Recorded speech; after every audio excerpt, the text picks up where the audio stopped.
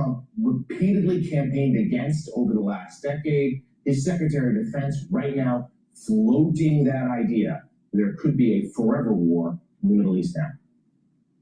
And as Jonathan just mentioned, there's new reporting this morning on the depletion of United States weapons stockpiles amid the Iran war. The Washington Post cites 3 officials familiar with the matter who say the U.S. military has lost roughly 25% of its Reaper drones. The aircraft, which are used to conduct surveillance and targeted strikes, have seen heavy use around the Strait of Hormuz, but are seen as easy targets for Iran's military and its regional proxies. The Reaper can cost between $30 and $50 million, with the potential taxpayer cost of recent losses coming in at $1.3 billion for that weapon system alone. The aircraft is just one in a long list of U.S. weapons and munitions drained by this war. Meanwhile, the Trump administration continues to emphasize economic pressure on Iran. Here's what Treasury Secretary Scott Bessent told Newsmax last night.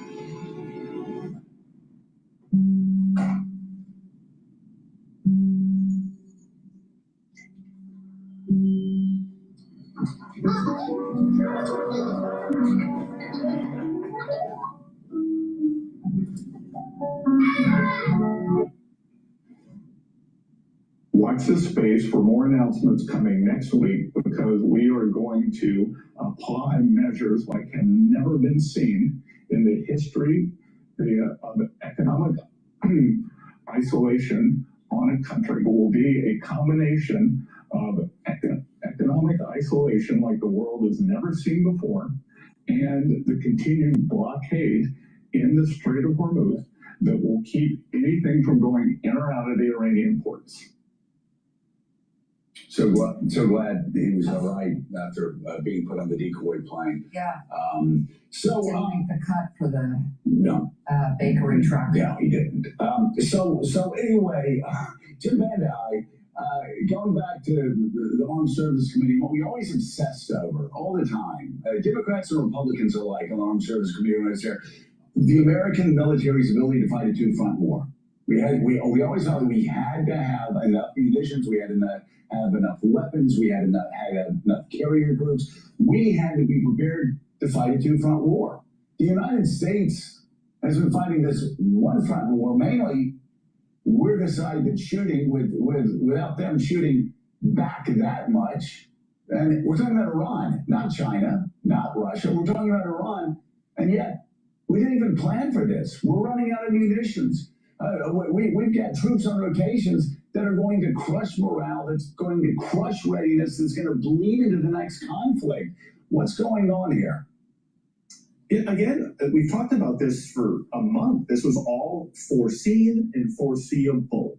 The president was warned by all of his advisors that all the scenarios we keep talking about on this show could and would likely happen, that the Iranian regime wouldn't just buckle, that it would fight back, that they're not motivated by worrying about economic sanctions. Their economy has already collapsed. So then when you go into this war and you send these wobbly signals about whether it's working or not working, imagine being the Secretary of Navy trying to figure out, okay, when do I have to rotate deployments? Imagine being the commander of that ship. One day it seems like it's done. The next day it seems like we'll be there forever. Then the obvious outgrowth of that is what you talked about at the top of the show. My dad loves the saying, prior planning prevents piss poor products. Same thing with performance. And you're seeing it because there isn't a plan. There's no direction to give these. And he likes Hegseth. Yes, there's a lot of people around him who don't like the defense secretary. He likes him because he does not push back, because he defends everything that the president does, that he says it's always part of the plan, that he'll go after the press, that he'll purge people that don't look like him outside of the military, regardless of what their qualifications are. He's doing what he was asked to do. He likes him because he does not push back, because he defends. Hello, this is DrPaulCottrell. We are live streaming on Rumble, YouTube, and my website, the-studio-reykjavik.com. Thank you for joining. We're going to go over the retail data that came in softer than expected. It's bad news for retailers, but a sign that maybe the Federal Reserve will not raise rates. So there's this inflation is going up a little bit, but sales are going down. Unemployment's going, or new job creation is less, and unemployment is rising up a little bit, but then in some cohort groups it's not. So the data is mixed. So what will the Federal Reserve do? Raise rates to fight inflation, or cut rates to help the job market and boost up sales, or just stay flat? Right now, the futures market for the S&P 500 is coming in at 7,828. I have a year-end target of 7,800. So be careful. Between 7,800 and 8,000 seems a little bit overbought, especially in tech. But that doesn't mean that the bubble can't continue to go a little bit more before it bursts. There was a little bit of a deflation of that bubble, AI bubble, last month, but now it's starting to re-inflate. So just be careful of that. Now, I've been watching SSG, which is a short ETF for semiconductors. Right now, NVIDIA is doing decently with its price action in the last couple of days. That ETF, SSG, to short semiconductors, so for the ones that don't know this, you can long a industry or short the industry. If you want to short the industry, that means that you think that their stock prices are going to go down. So SSG is a short ETF for the semiconductors. It's trading at 11.22. It was trading as much as 15, 14, not that long ago. So now there's a new trading range at about 11 to about 12. So as the semiconductor industry starts to go up in price, these companies have some price action moving upward. You'll start to see SSG go down. But I still hold the thesis, and many people do, many hedge funds do, and GETTR does, we all hold the same thought process. OpenAI and Anthropic do not have viable business models to justify a high valuation. The money coming in is less than the money going out. And Anthropic decided to purchase a company that deals with simulating real-world physics, but they also have code to improve on efficiency to calculate these operations. Now, Anthropic buys this company, but that doesn't mean that Anthropic is a $1 trillion company. And I saw a news article, I think it was the Wall Street Journal, that was stating that maybe Anthropic, when it goes IPO, is going to hit $2 trillion. There is no way that Anthropic is worth $2 trillion. The same problem with SpaceX. It's all hype. It's all hype. Now, talking about SpaceX. Right now, SpaceX is approximately at 141 per share. So be careful with this Anthropic, OpenAI, IPOs, the circular financing that's going on with Oracle and NVIDIA and the hyperscalers and the different server farms, and BlackRock's involved and Goldman Sachs is involved. This reinflation of the AI bubble recently is going to set in motion the decline. But how long does it take? It's anyone's guess. It could be a quarter from now, 2 quarters from now, 3 quarters from now, 1 year from now. I think going a year out is a little too long. I suspect that smart money is going to start moving a little bit into safe havens. There is a grand strategy of rotation in terms of the S&P 500, where individuals are getting out of tech and moving into more defensives. Last year, the return on the S&P 500 was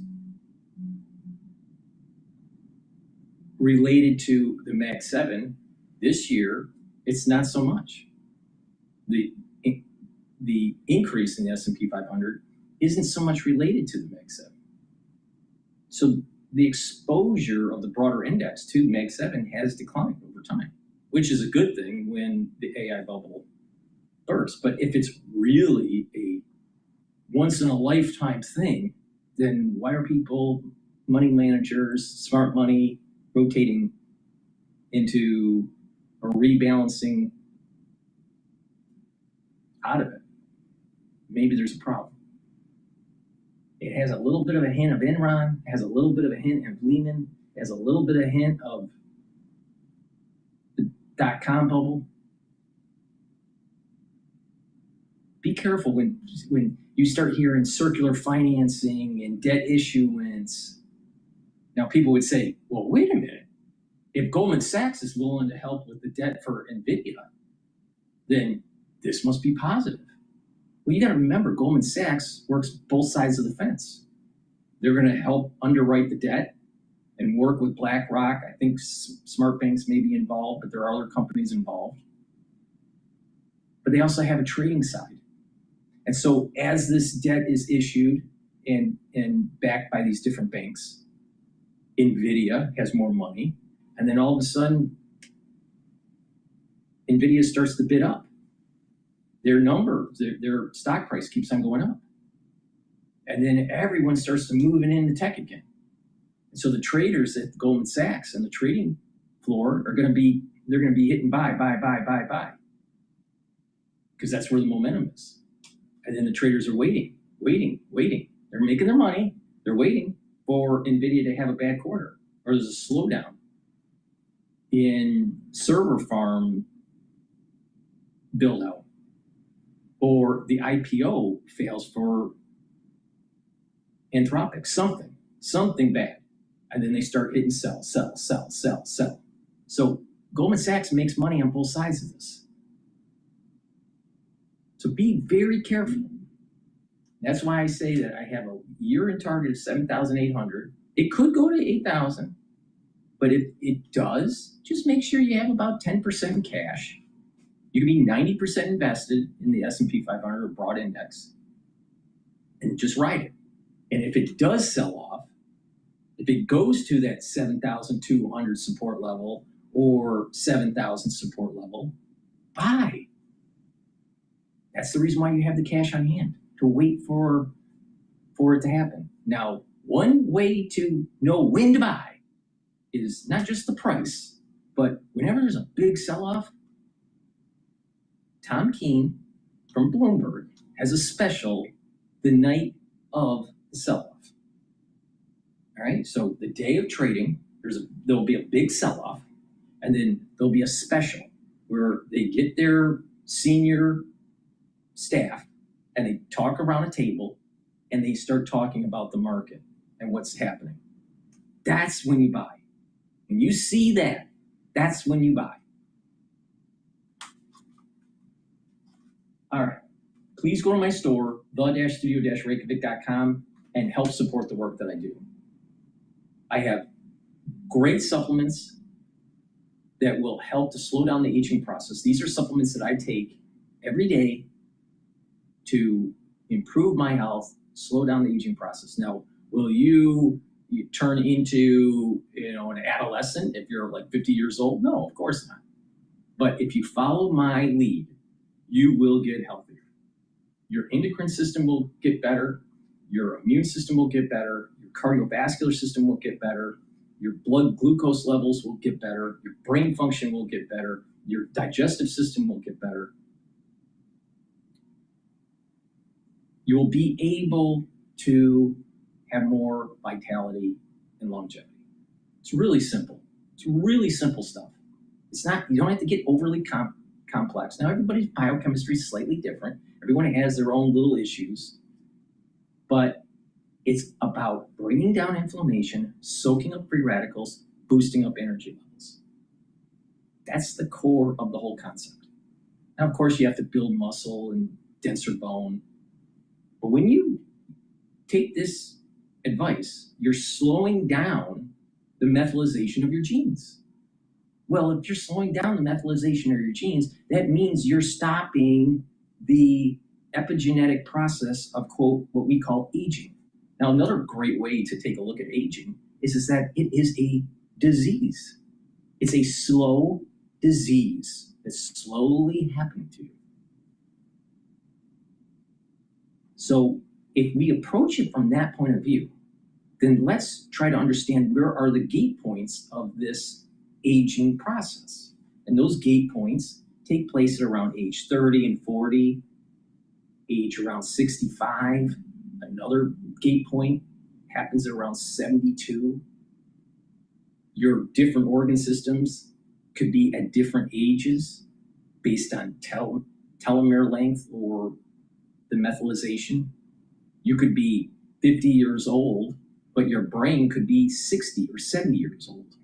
Your heart could be 30 years old. Your lungs could be 40 years old. The point here is that different organ systems will have a different actual epigenetic age, a different telomeric age. Organ systems don't age based on the calendar, is my point. And so if you can create an environment local to those organ systems, you can help improve the tissues. And over time, what happens is you're actually getting slowly younger. It's a really simple concept. But if you get into pharmacopoeia with all of the side effects and all that, you're not aging slower. You're either, at best,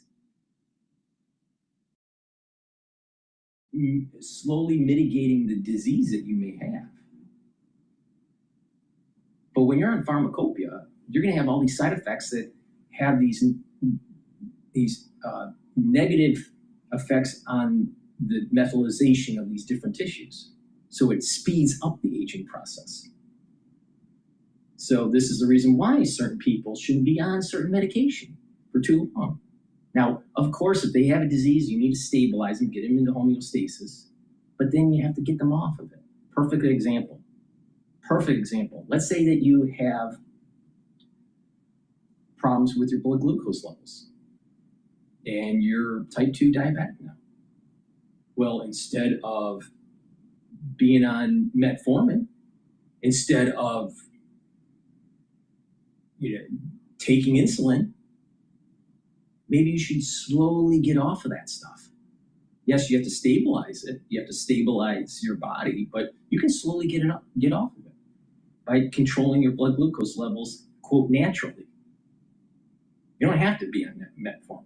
There are many nutraceuticals and homeopathic ways of doing it where it mimics the same, it acts like metformin.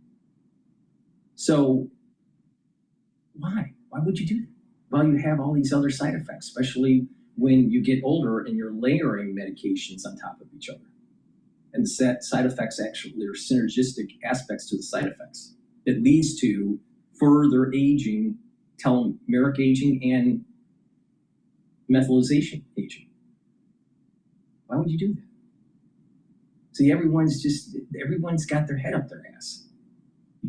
All you gotta do is keep the inflammation down, soak up those free radicals, boost up those energy levels. And when you do that, your tissues will perform better. Now, there are other things that you have to add to kind of supercharge that, but that's the premise. That's the key to this. So please go to my store, the-studio-reykjavik.com. And let's talk about the baseline, the very base of starting this process. Gut health is super important for your metabolism, for your immune system, for brain function, the way that your liver processes. So I have probiotics that are either in a powdered form or in a veggie cap form. All right, I prefer the powdered version because I just mix it with soft foods, but either one will work for you. Take it every day, and that gut biome is going to improve. What happens is your inflammation at the gut level goes down, your mucosal layer gets healthier and thicker, your IgA concentrations go up, so your immune system at the gut level goes up. The crypt is healthier within the gut, and it's tighter. The cells are tighter. And because the cells are tighter and the mucosal lining is healthier, you have less chance of leaky gut syndrome. And when you have less chance of leaky gut syndrome, you have less chance of developing food allergies. A lot of people don't realize if you have a poor gut, there's lots of inflammation, the mucosal layer starts to go down, your IgA concentrations go down, and all of a sudden that inflammation makes your tissue for your colon more permeable. And when it's more permeable, it'll get into the bloodstream. And those proteins from your food will get into the bloodstream, and then your body starts to create a way to fight it because it thinks it's foreign. So then all of a sudden, you start developing allergies. So there's a direct correlation here. Also, when you have a good gut biome, the processing of the food by the good bacteria within your gut also helps to improve your sleep pattern. If you start getting into the 3 to 5 cycles of deep sleep and REM sleep, you're consolidating your memory. That's really important. When you have lack of sleep chronically, you're not consolidating memory. Now, what do you think will happen to your hippocampus if you're not consolidating memory? It's going to shrink. So literally, if you improve your gut, you're improving the health of your neural connections. In addition, by improving your gut, you're going to be able, when you're getting to those 3 to 5 cycles of REM sleep and deep sleep, detoxify your central nervous system. Now, do you think that by detoxifying your central nervous system that you'll make your cells healthier? Yes.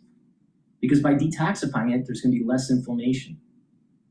When there's chronic inflammation at the neural level, what happens is that the proteins that the neuron makes get misfolded. When they misfold, especially if they have high beta sheet concentrations, will start to accumulate, stick together, coagulate. You know, it'll stick together. And when that happens, you're starting to build up these plaques called amyloidosis. Then all of a sudden the neuron doesn't function as well, and the myelin sheath starts to erode, and all of a sudden your brain doesn't work as well. And depending on where this is happening in the brain depends on what is happening to your body. If it's happening in a region where it's the prefrontal cortex, your decision making may be impaired. If it's happening in the occipital lobe, your vision may be impaired. If it's happening at the temporal lobe, your hearing may be impaired. It just depends on where this is happening. If it's happening, in a region where you're controlling your movement of your limbs, you may have coordination issues just because of the gut. So what you need to do is take the probiotics, take it every day, and it will help to improve your health. And it also helps with the skin. Poor gut health also can cause skin issues. So please go to my store, the-studio-reykjavik.com. Use discount 5 to get $5 off. It's really simple. The link is in the description of this video. Click that link, go to my website, get the great products that I offer, and you will be able to get healthy. All right, with that, the market's going to be opening up soon here, so let's just switch over to Bloomberg as we wait for the market open.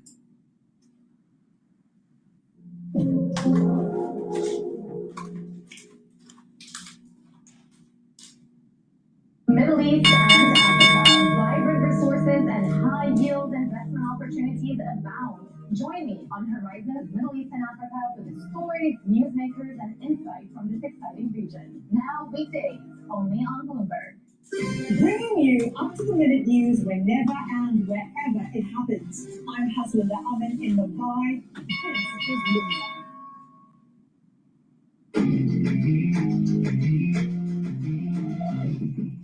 This moment's away from the start of trading. This is Bloomberg Open Interest. I'm David Burr. Let's get a check. The S&P 500 is trading at 7,805.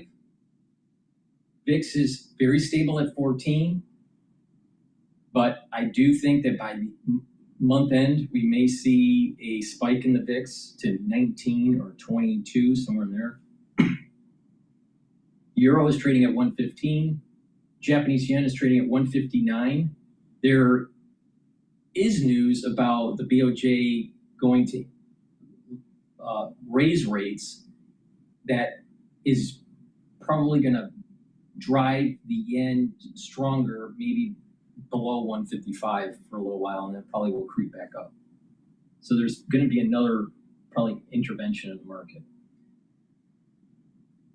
Bitcoin's trading at just below 63,000.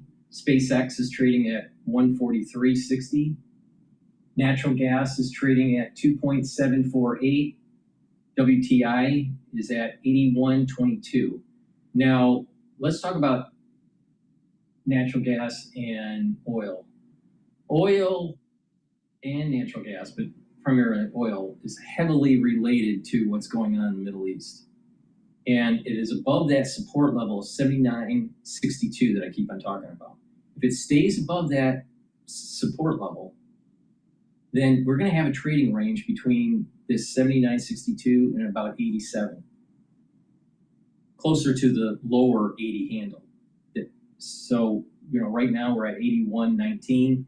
If we don't hear anything positive and ships aren't getting through the strait, oil's not getting through, we probably creep back up to $83, $84 a barrel.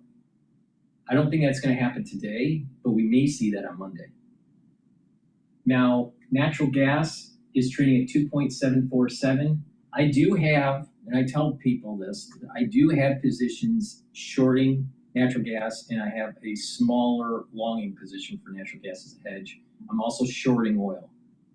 Now, but the short on oil is not a large position. I do have a very large short position on natural gas. This is trading at 2.748. I think that natural gas fair value is around 2.5. But after August, typically natural gas starts to drift up. The question is, will our summer season, not the summer season, will our fall and winter season be above average in temperature? If it is above average in temperature, most likely natural gas will trend a little bit lower in relative price compared to previous years. So the trading range probably right now is around 2.65 to about 2.8. But as we move into September, October, I wouldn't be surprised if natural gas starts to trend up, and that trading range is going to be around 2.9 to 3.3. But right now, it's intraday since 8:20 a.m. has been trending down for natural gas. Gush is trading at 40.76. And DRIP is trading at 38.46. Those are ETFs to long energy or short energy, respectively. So that's the market right now. I want to listen into Goldberg.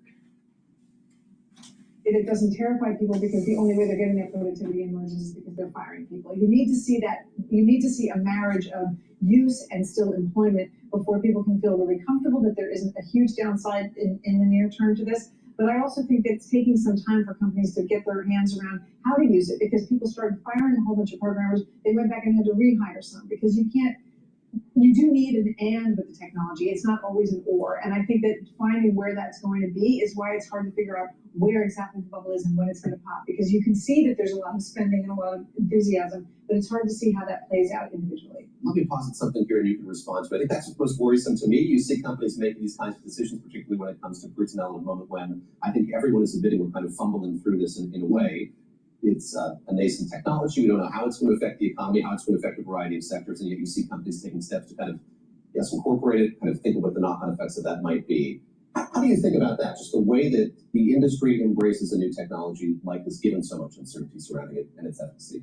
I think everybody's looking for the best way to use it in their process as opposed to wholesale getting rid of people. And I think that first wave of getting rid of programmers, again, as I said, sort of has had some backlash, and you start to see people looking for people again. I think that everybody wants to use it themselves to make themselves more productive, because there is an enormous amount of what I would call legwork that can be done, but it still has to be checked, because you're still just going through what's already out there. It's just doing it faster. We always have to go back and analyze what we see, even though we didn't do some of that legwork. You want to check and make sure those theses are correct, and a person needs to do that.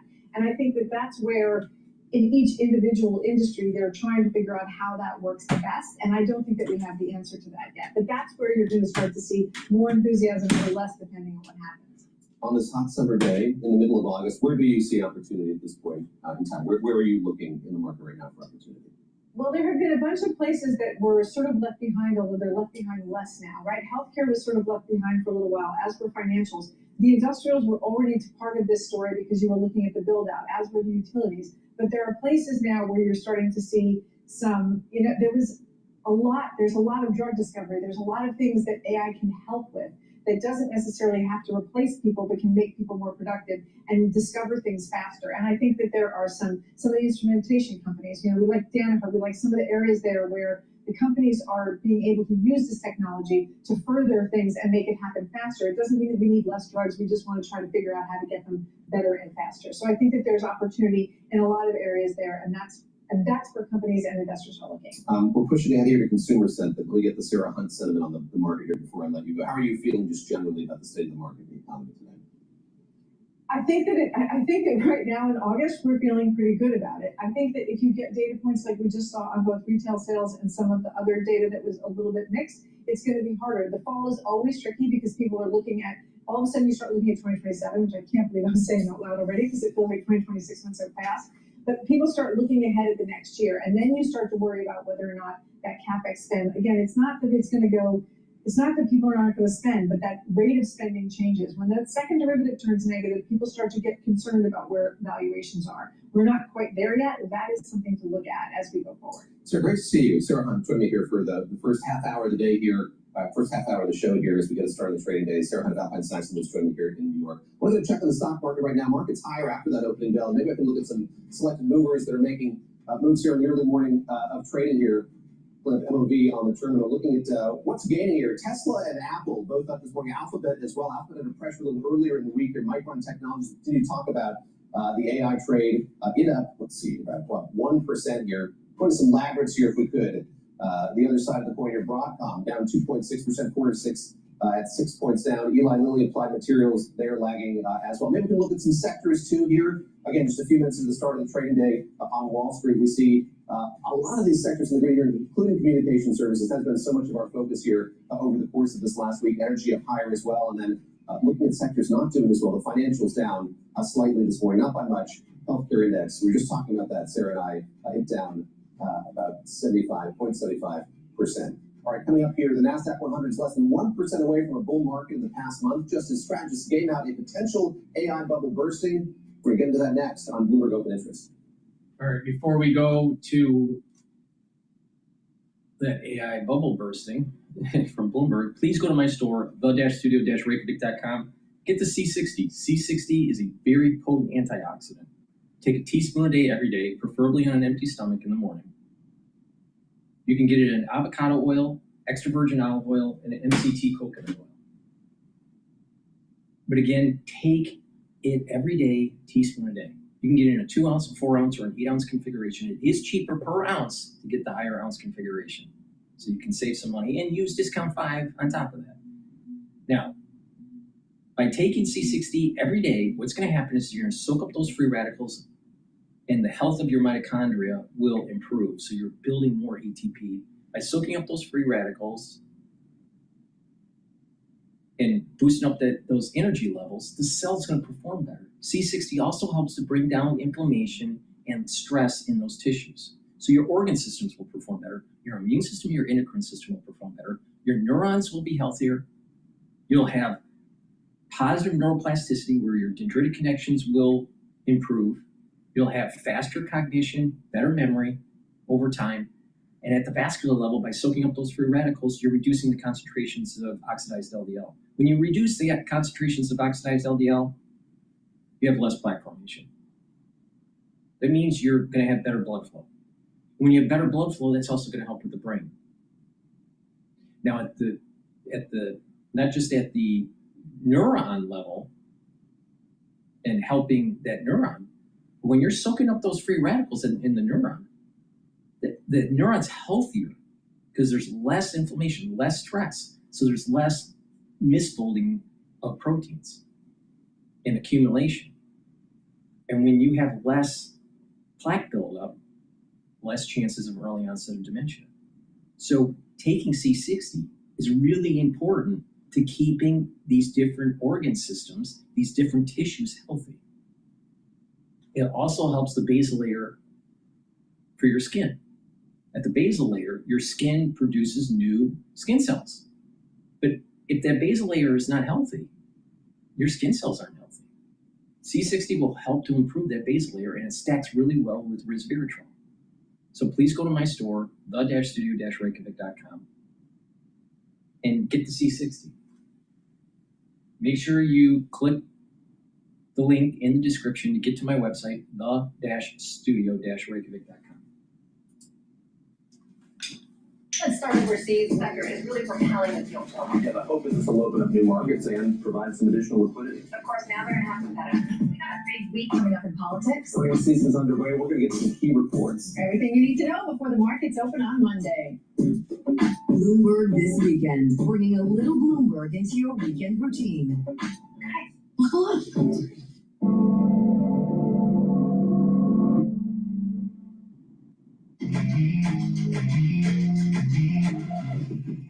It's time now for our top calls. Here's Bloomberg's Emma Palmer with some of the analyst action in focus on this Friday morning. Thanks, David. Yes, we're looking at 3 consumer stocks today. Kicking it off with airlines, a bullish bet on Boeing. The airline is winning its strongest Wall Street backing since 2022. BNP Paribas says Boeing's post-COVID uncertainty is over, and Argus expects a meaningful ramp-up in production. Moving over to media, Fox is capturing a pair of upgrades from JP Morgan and Wells Fargo. JP Morgan likes the boost from World Cup viewership, a better outlook for political ads, and distribution strength at Tubi. Meanwhile, Wells Fargo says Fox's deal to buy Roku will create more financial muscle for spending. The shares are up about 4% this morning. And on some home goods, Bernstein is upgrading online furniture store Wayfair to outperform. It thinks Wall Street's underestimating how well the business is trending and thinks sales can come in stronger than expected. Shares up a little bit this morning. Maybe some good news if you're doing a little home redecorating, David. Indeed. Emma, thank you very much. Appreciate that. Well, optimism around the AI trade is also being met with caution as strategists at Citigroup and Bank of America game out a bubble playbook. A Citi analysis found that Philadelphia's semiconductor index is in bubble land after it rose over 2 standard deviations above its long-term trend in real terms. Let's discuss Bloomberg Tech reporter Ryan Listelica. Ryan, great to have you with us once again. Let's pick up right there. Just the degree to which there are fears in this market right now of a bubble. We were talking about circular financing just a few minutes ago. What stands out to you when you look at the Philly stock index right now, semiconductor index right now? Well, it seems like what these investment banks were really talking about was just how quickly we've seen the stocks recover. Obviously, it's done extremely well this year. I believe the second quarter of the year was its biggest ever quarterly gain. But since then, we really saw a pretty steep retracement that is now clawing back some. And the scale of that, which has been supported by some positive fundamentals, including some of the earnings we got this earnings season, I think has some people cautious about, is it moving up too fast, too soon? Is it a widely shared thing? Am I right to mark the moment here as we get a pair of these notes? Is there been kind of growing generalized concern about this, or is it still something that's kind of not really in the mainstream? I would say the idea of a bubble is something that people talk about sort of in the abstract, and it's something we've been hearing about really for more than a year now. People concerned about, like, hey, are there a lot of parallels to the .com era in terms of the build out of AI infrastructure? Or is there, parallel to the build out of internet infrastructure 25 years ago? So that's always been sort of in the ether, but I don't think people are really, in mass calling for some kind of bubble that's expected to pop in the near term. Most people continue to say, even though things have really moved up a lot, the fundamentals remain pretty supportive. We are seeing more growth, better profitability, and better ROI from some of this hyperscaler CapEx spending. So that is really part of it, but certainly people calling a bubble is not new. Viewers will know I've been watching Applied Materials here over the course of the morning. I wanted to ask you about that company, kind of in line with what you were just saying, Ryan, which is, here's a company that seems to have done pretty well. The outlook for the future looks pretty good as well, yet we see it down here 3% this morning. What explains that, just kind of the general sense that you're getting of why this company is down on this Friday? One thing I would just note is that Applied Materials, I believe it had more than doubled year to date going into this report. So that's just an indication that expectations were quite elevated. Now, I think the report was pretty strong. I think it beat expectations on both the top and bottom line. The forecast was pretty strong. It is seeing a lot of tailwinds associated with artificial intelligence, including demand for memory-related chips. This is a company that is involved in building out the machines that are used to build out the chips. So it is seeing a lot of positive trends right there. So as far as this modest decline in the stock, following the year-to-date rally, I'm not sure people are too surprised by that. Maybe I can close by asking about this Bloomberg report about the revenue run rate at OpenAI, $40 billion here, and just ask you to put that into some context. I mean, I think there's going to be a tendency here to kind of want to match that with what Anthropic's doing, how it's faring as both of these companies speak toward an IPO, and I gather there's some nuance there. Difficult to compare these two companies directly when it comes to that revenue metric. But what do you make of this news, and what does it tell us about the contours of that push to an IPO that we have here presumably in the months ahead? Well, I know there has been a lot of caution about OpenAI and how much growth is it seeing? Is it able to meet the targets it's setting? And this really does have a lot of broader implications for the market because so much of the AI trade is tied to these big LLM providers like OpenAI, like Anthropic. So OpenAI is seeing some better trends that's going to help reduce some of the concerns people have about its ability to monetize all of its AI services, its ability to pay for all the AI infrastructure it's building out. That will ease concerns about, going back to the whole bubble idea. If we start to see these big LLM providers really start to get on a stronger financial footing, I think that's going to have positive implications across the space. Ryan, great to talk with you as always. Thank you very much. Have a good weekend. That's Bloomberg's Ryan Costello joining us from Chicago. Coming up, we are talking commodities with portfolio manager Doug Daly, how to play the trade through ETFs. That is coming up next here on Bloomberg Open Interest on Bloomberg Television. Another way to play the trade through ETFs for the S&P 500 is to take a look at SSO and SDS. SSO is trading at 72.52. That's longing the S&P 500, and SDS is shorting it. Please go to my store, the-studio-reykjavik.com. Get the structural nail silver lozenges. You can get it in Manuka honey and also in orange splash. These structural nail silver lozenges will help to neutralize and protect that oral pharynx. Perfect for the cold season and perfect for the allergy season. Also, when you're cleaning around the house, the basement, the garage, working outside in the yard, take some of these structural nail silver lozenges so you're neutralizing and protecting that oral pharynx. I also have olive leaf extract. Olive leaf extract is dual purpose. It's going to bring down inflammation and help you to control your lipid profile. It helps to bring down LDL levels and increase your HDL levels. Olive leaf extract helps with your immune system and helps with your cardiovascular system. So please go to my store and get the olive leaf extract. This is something you should be taking every day to improve that immune system and help with your cardiovascular system. Use discount 5, get $5 off. It's all caps, discount 5. Go to my store, the-studio-reykjavik.com. The link is in the description. We're going to listen to live now about Iran attacks UAE-linked ships in the Strait of Hormuz. This was published approximately an hour ago.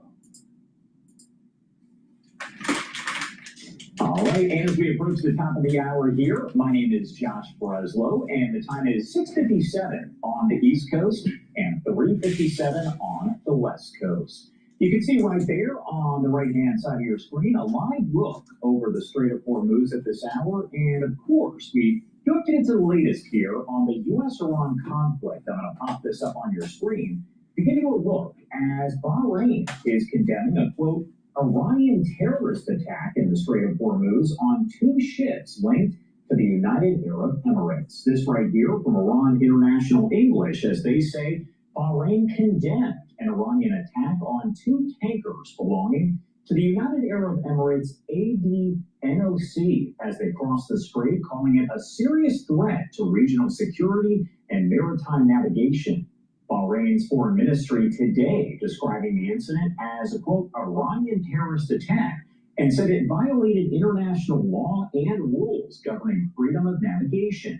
The ministry expressed full solidarity with the UAE and said it supported measures taken by Abu Dhabi to protect its security and its vital interests. And again, as we take a live look over the Strait of Hormuz coming in from marine traffic here, the U.S. says it could maintain a naval blockade of Iran indefinitely and would ratchet up economic pressure on Iran as ceasefire talks have seemingly stalled overall. U.S. Treasury Secretary Scott Bessent now saying the U.S. is preparing to impose measures on Iran that are, quote, unprecedented in the history of a country's economic isolation. So, again, so much to discuss here. So I do want to bring in Don Brown, former Pentagon official, Navy JAG officer, and U.S. federal prosecutor. Thank you so much for taking the time to be here with us today. Josh, thank you for having me. My meeting notes went from this to this after I started using granola. I'm in sales and take 10 plus calls a day, so it's really important that my meeting notes are actually useful after each call. I went to see if there was a better option than my old note taker, and I stumbled across granola. During the meeting, I just jotted a few notes down in granola like I normally would. Then after the call, I took what I wrote and turned it into a clean recap from the meeting. Not a wall of bullet points or a transcript of the call, just this stuff. Josh, thank you for having me. It's a pleasure to be here. And I want to start by talking to you kind of overall as we look at the situation with Iran once again attacking those ships in the Strait of Hormuz. We're talking 2 ships that are linked to the United Arab Emirates. What does all of that say about where things stand and the fact that we are getting these other countries there that are condemning Iran for these attacks?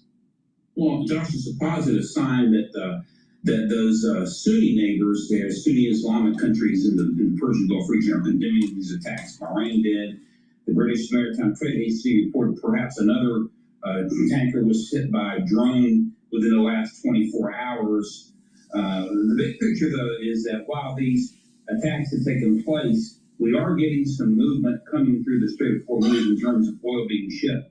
In fact, Chris Wright, the Secretary of Energy, reported just a couple of days ago that we're getting about 9 million barrels out of there and another 6 million coming largely across the transcontinental pipeline that the Saudis have running from east to west. And so we're up to about 15 million barrels coming out for the last week, which is about 75% of the maximum flow coming out of the Persian Gulf. So that is a positive sign. But these attacks have got to stop.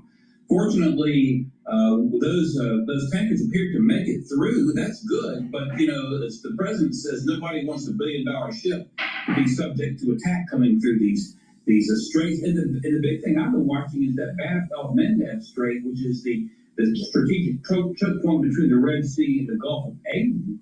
The Houthi rebels attacked apparently a cargo ship, a Tanzanian cargo ship a couple of days ago, and if that strait gets closed, you better watch out for gas prices. But right now we're in a cycle, and it needs to be broken at some point for sure. And I talked about this kind of off the top as I was introing you here, but I-24 News English and several outlets reporting this as a result of the comments by U.S. Treasury Secretary Scott Bessent, who announced that the U.S. is preparing to impose measures on Iran, quote, unprecedented in the history of a country's economic isolation, What can we kind of gauge from that? Because that almost says, look, the talks have stalled, so we need to find something else that we can do to punish Iran. Well, the talks have stalled, and technically this MOU expired Sunday the 17th. You know, it's a 60-day MOU. Both sides have declared it's been dead in the water. You know, within the last week or so, or 2 weeks really, the military action has moved largely from large airstrikes to naval enforcement. But it's clear that we're in a cycle, Josh, and something has to happen. And from the American perspective, I'd rather see sanctions turned up more, really steeply than run the risk of the war escalating. And so I think it's a step in the positive direction from the American side. The Iranians, if they'll respond to anything, it's going to be to cutting off their money supply, which we've done a pretty decent job already. But it'll be interesting to see what the specifics are the Secretary is proposing. And right here, you are taking that live look at the Strait of Hormuz. Once again, this is coming in from marine traffic, where you can see, as we've seen for a while, not a whole lot of movement. We also heard from Pete Hegseth, and he said that the U.S. could, quote unquote, indefinitely maintain that naval blockade of Iran. We know that essentially Iran and the IRGC say that they are in charge of the Strait of Hormuz, and then you have President Trump saying, no, it's the U.S. So who is in control, and what would a full blockade there of Iran indefinitely really mean? Well, first off, we're getting movement through the strait.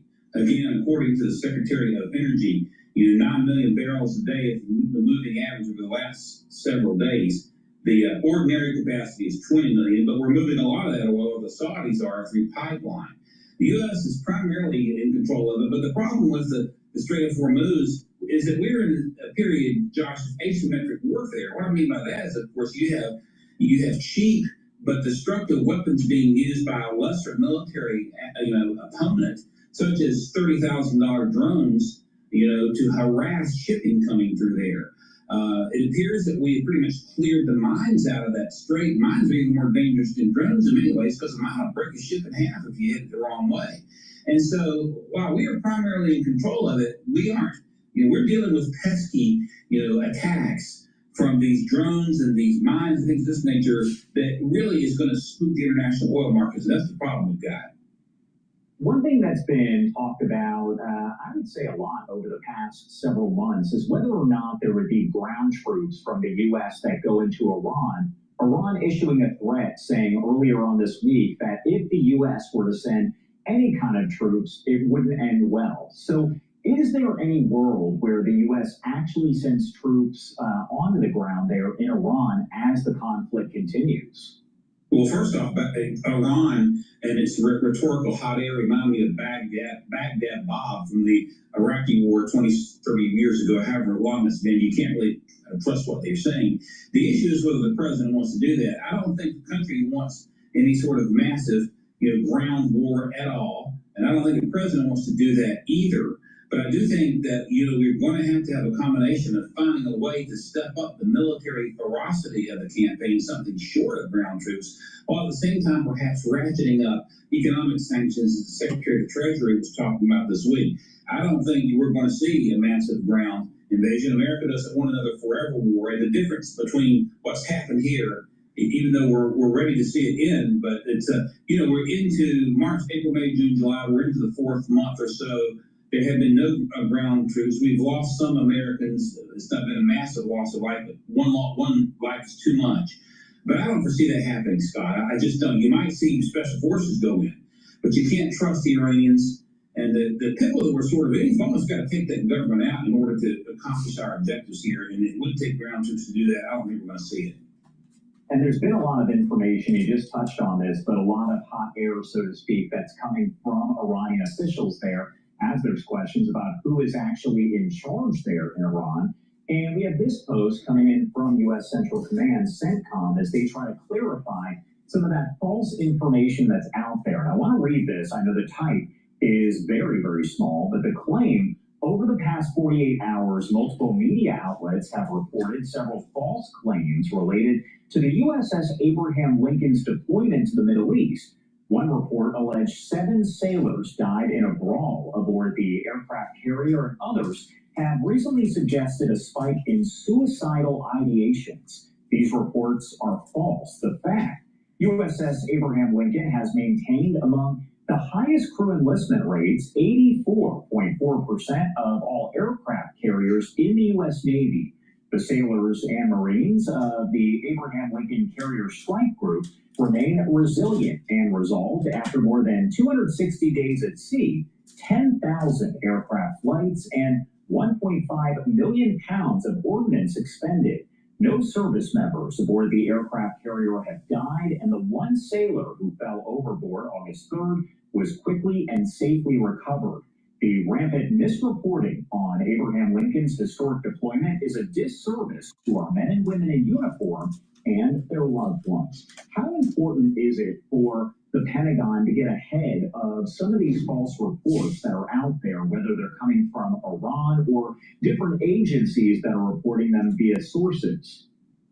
Yes, Josh, I thought they did a pretty good job there of debunking those rumors pretty quickly. You remember USS Abraham Lincoln's Nimitz-class carrier, it has a full complement between the air crew and the ship's crew of about 5,000. So it's like a city, on steel, out there enforcing American naval power. You can't, if something like that happened, it'd be hard to stifle it up. I'm confident that CENTCOM's debunking of these theories is accurate, but this appears to be, again, propaganda stuff floating out there. They try to make it appear as if, our soldiers, sailors, airmen, and Marines are suddenly, either depressed or not into following the orders of their superiors. It seems to be a propagandist tool, but CENTCOM did a good job of tamping it down. It's very difficult sometimes in this internet age, so everybody and their brother's got a laptop and rumors can get started so quickly, but I think they did an effective job here. I have no reason to believe those reports are accurate. Yeah, and of course, a lot of questions about what is accurate, what is that accurate information versus some of the fiction that we're hearing. Now, as we look at the Strait of Hormuz one more time, this has become a sticking point because if you think about it, off the top of Operation Epic Fury, there was so much discussion about the nuclear program, Iran's nuclear program, and preventing them from ever having a nuclear weapon. But does it seem almost as if everything's kind of focused now on the Strait of Hormuz? What are your thoughts? Josh, you make a good point. There's an economics about macroeconomics and microeconomics. The immediate concern right now is international shipping. New data came out with UMISH 1-year inflation expectation to be 4.3 versus 4.2. So inflation expectations are higher. The consumer sentiment falls to 51. Estimate was 55.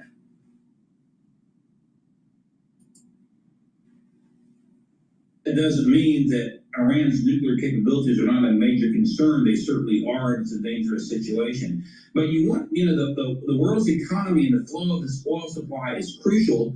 The Iranians are claiming they want to come in and put a tax and control the strait. That is a violation of all norm of international law. We have a number of strategic choke points around the world. There's the Strait of Hormuz, the Bosphorus there in Turkey, the Strait of Malacca, the Taiwan Strait. Every one of these straits is considered to be international territory. We send our Navy through these straits to maintain, international shipping lanes. And so you're right. In the short term, the focus is on that strait because the world's oil prices and our own economy here in the United States depends on it to a large degree.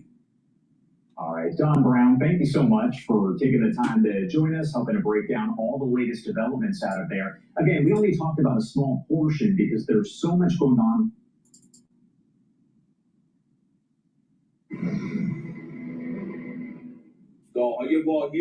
The United States baseless claims that vessels are transiting the Strait of Hormuz normally, which demonstrate the desperation and helplessness of the country's military, are nothing but falsehoods and lies. The Strait of Hormuz remains under the full management and control of the Islamic Republic of Iran.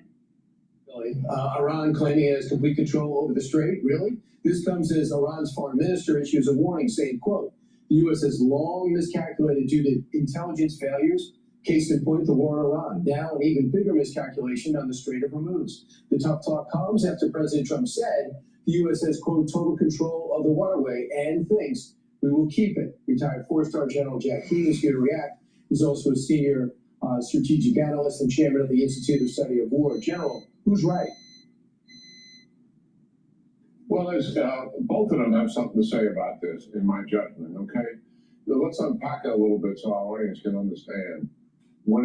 Obviously, we have a naval blockade in, and nothing going to an Iranian port or coming out of an Iranian port is able to take place. We've turned around 55 ships, we've disabled 3, and we've boarded 2. So that is control. There's no doubt about that in terms of that specific trafficking, and that's sizable in of itself. The second thing the United States is doing, we have successfully demined more than one route in the Straits of Hormuz, and obviously that has long-term implications itself. And then we're transiting ships along the southern route off the coast of Oman, and CENTCOM is doing that.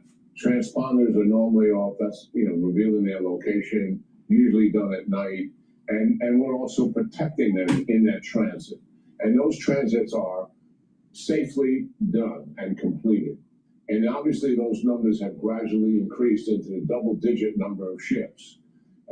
So that's the reality there in terms of what the United States is controlling. So what does the Iranians actually control? What they're doing is it's less about control, and it's more about influencing shipbuilders. Through intimidation and coercion, there's still a significant number of ship owners and ship captains, obviously, who are in the region, who do not want to transit the Straits because of the threats from Iran. And that threat is real, and it's in their heads, certainly. Now, they know they can pass through the southern route. We've demonstrated it doing safely, but in their minds, there's still too much risk. So it's less about control that Iran is claiming. It's more about influence and the threat of disrupting the Straits of Hormuz. So they say, is kind of the difference. The Secretary of Energy came out yesterday and told Brett Baer, you were on the show 2 days ago, he was on yesterday, they have an average of 8 to 9 million barrels of oil per day are currently moving through the Strait. That's what prompted the Iranians to answer that. We prefer 20 million barrels, but they said we're moving it through. And that was, we have said we are moving it through without a lot of fanfare. So it shows that there's something happening there. General, right now in this holding pattern, the Iranians feel they have the advantage. The president feels he has the advantage. Who do you think has the advantage?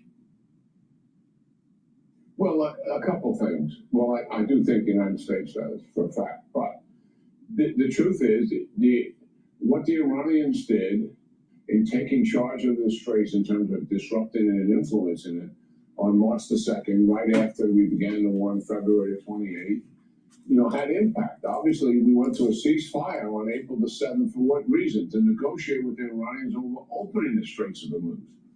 They initiated that talk. Why? Because they wanted the war to stop.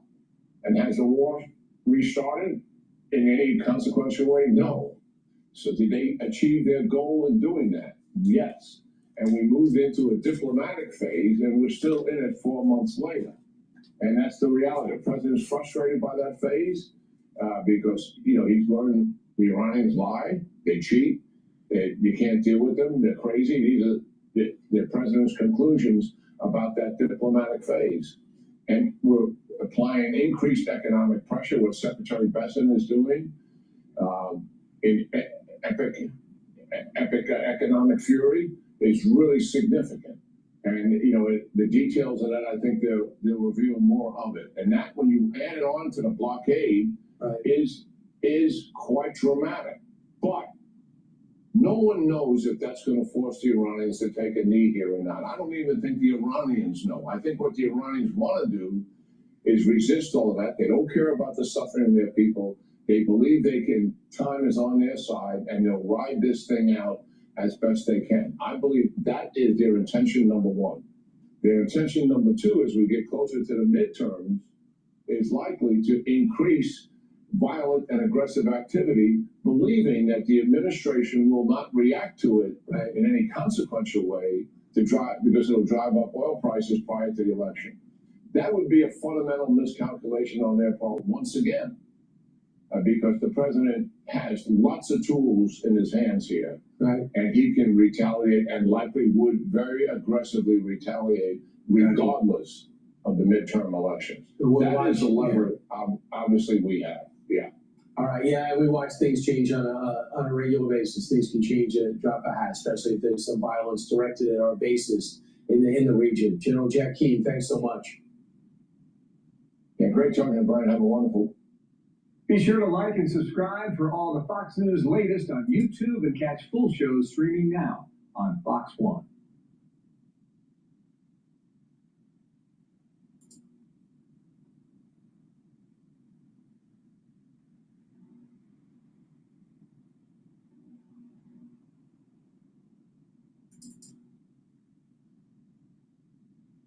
Whoa. What's that? I just built a budgeting app in Base 44. Guys, Nina just built an app. Impossible. You can't code. Interesting. Can you generate reports? It can now. Nice. So you're saying we can all build apps now? Yeah. I'm on lunch. I gotta make a call now. Just built an inventory tracker. Protein calculator. Look there at A workflow manager. Tracks who still owe us for the group lunch. Trash duty schedule. There's no one seems to care. I just created a goal tracking system. We built this. Are you going to campaign with President Trump? Yeah, I'm expecting to see him very shortly in New York. I spoke to him 3 times last week. He is really excited about my campaign because he sees that we really have an opportunity here to make this state red and to put it back out of its death spiral, create economic development, prosperity, and make people happy again. That was Maria speaking with New York gubernatorial candidate Bruce Blakeman weeks ago on this program, and now the plan to get President Trump on the campaign trail with him. The president will be on Long Island, New York today to campaign as Blakeman is making New York City Mayor Zohran Mamdani a central target of that campaign. The mayor, meanwhile, backing Governor Kathy Hochul for re-election. Look at this. New Siena poll shows Blakeman cutting Hochul's lead to just 10 points. Down from a 20-point lead back in June. Blakeman also telling Maria about his confidence ahead of November. Watch this. I can guarantee you one thing, Maria. On January 1st, I will be sworn in as the next governor of the state of New York. People are miserable in New York State. Nobody likes Kathy Hochul. She's the worst governor in America. We have economic stagnation. We are number 50 in economic development. We are number 1 on taxing our own people. We spent $11 billion on illegal migrants who aren't New Yorkers. That's New York taxpayer money that's being spent on people that don't even belong here. She doesn't back the blue. It's time to fire Kathy Hochul, get back to good old-fashioned economic development principles of capitalism, increase jobs, have better paying jobs, better wages, work with organized labor to produce more jobs with an apprentice program in our community colleges, cut taxes, cut electric bills, and create prosperity. I am now winning in all of the contested congressional districts. I'm either winning or I'm tied with her. This is a horse race that I'm going to win because people don't like Kathy Hochul's policies. I'm ready to support my record of achievement in a county larger than 8 states with 110,000 more Democrats that I won in the last election by a landslide of 12 points. He's got my vote. Please go to my store, the-studio-reykjavik.com. Get the ashwagandha root. This will help to control your cortisol levels and your blood glucose levels. When you do that, you're helping with your cardiovascular health and your immune system. Zeolite will help to detoxify your body. Take 3 small drops underneath your tongue, drink filtered water, do that daily, and it'll bind to heavy metals, toxins, and chemicals and allow you to excrete them out within 6 to 8 hours. If you want to do a heavier detox, take 5 to 10 small drops underneath your tongue each day, drink the filtered water, do that until the bottle's done, do that once a year. Please go to my store, the-studio-reykjavik.com. All right, we're going to listen to the UNISH data that just came out for inflation expectations. Main retail sales unexpectedly weak for the month of July. And now we're getting another picture of how consumers are feeling right now. And the University of Michigan Sentiment Index coming in at 51, that is an unexpected decline. People had, the economists out there had anticipated it to stay relatively level to the previous one's 55.2. Let's bring in Joanne Shu. She's University of Michigan Surveys of Consumers Director, joining us from Ann Arbor. So Joanne, just give us the lay of the land here with this unexpected decline in the sentiment reading for the month of August. Absolutely. So consumers are feeling less optimistic about the economy. This stems 2 consecutive months of pretty sizable increases. We didn't see much movement on personal finances, but expectations for business conditions, both in the short and the long run, really deteriorated this month. Consumers are quite worried about potential weakness in the economy ahead. So anything in particular, because I think we've had a lot of fluctuations on energy prices, so consumers see that at the gas pump. But anything in particular, because the employment environment still seems pretty strong. When we ask people about labor market expectations, those are pretty flat. Those haven't changed all year, really. So at this point, what it looks like consumers are reacting to is not only gasoline prices, which did tick up in the last few weeks, but also this general concern that continued conflict in the Middle East, the continued closure of the Strait of Hormuz could have knock-on effects on business conditions going forward. And consumers are still expecting substantial inflation, at least in the year ahead. So there is general concern that these constraints, shipping constraints, supply constraints, could spill over to other parts of the economy going forward. Yeah, it's definitely the inflation expectations that I'd like to hear more on, especially for the year ahead. We're looking at a 4.3% increase for the 1-year outlook. For the 5 to 10-year outlook, we're looking at 3.3%, which is steady with what we saw in July. How much of this is tied to gas prices? When we see gas prices come down, these inflation expectations tend to follow. We do see a decent amount of movement in particularly short-run inflation expectations that is connected to gas prices, which makes sense because that is the one good where the price tags are visible to everyone on the street 24 hours a day. So that shouldn't really be that much of a surprise. What's interesting is that consumers are really starting to worry, or have been worried for the last few months, that this increase in gas prices could spread beyond gas prices, but to goods overall, and that would lead to higher inflation across the board. Consumers are worried that it's not just gas prices and that business conditions could be affected going forward. Joanne, in the past, some of the sentiment data has been impacted or been influenced by political affiliation. Is that playing into this data point at all?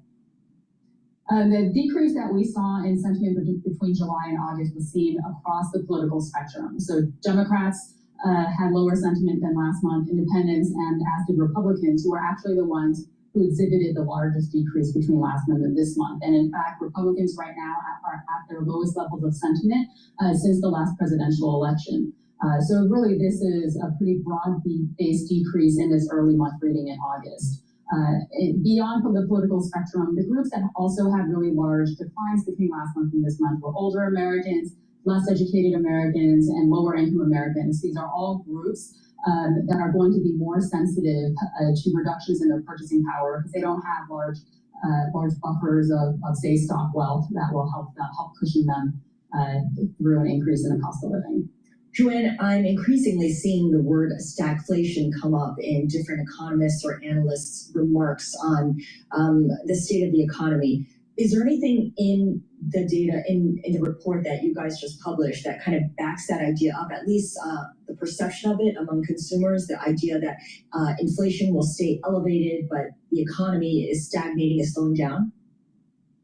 What we see in the data is that consumers perceive some weakness among multiple dimensions of the economy. Not only are they expecting inflation to increase and to stay high, they are also expecting relatively weak labor markets. The key thing, though, is with labor market expectations, those had a major decline about a little over a year ago amid tariff developments, and they just haven't recovered. So this isn't really a new thing, this anticipated weakness in labor markets.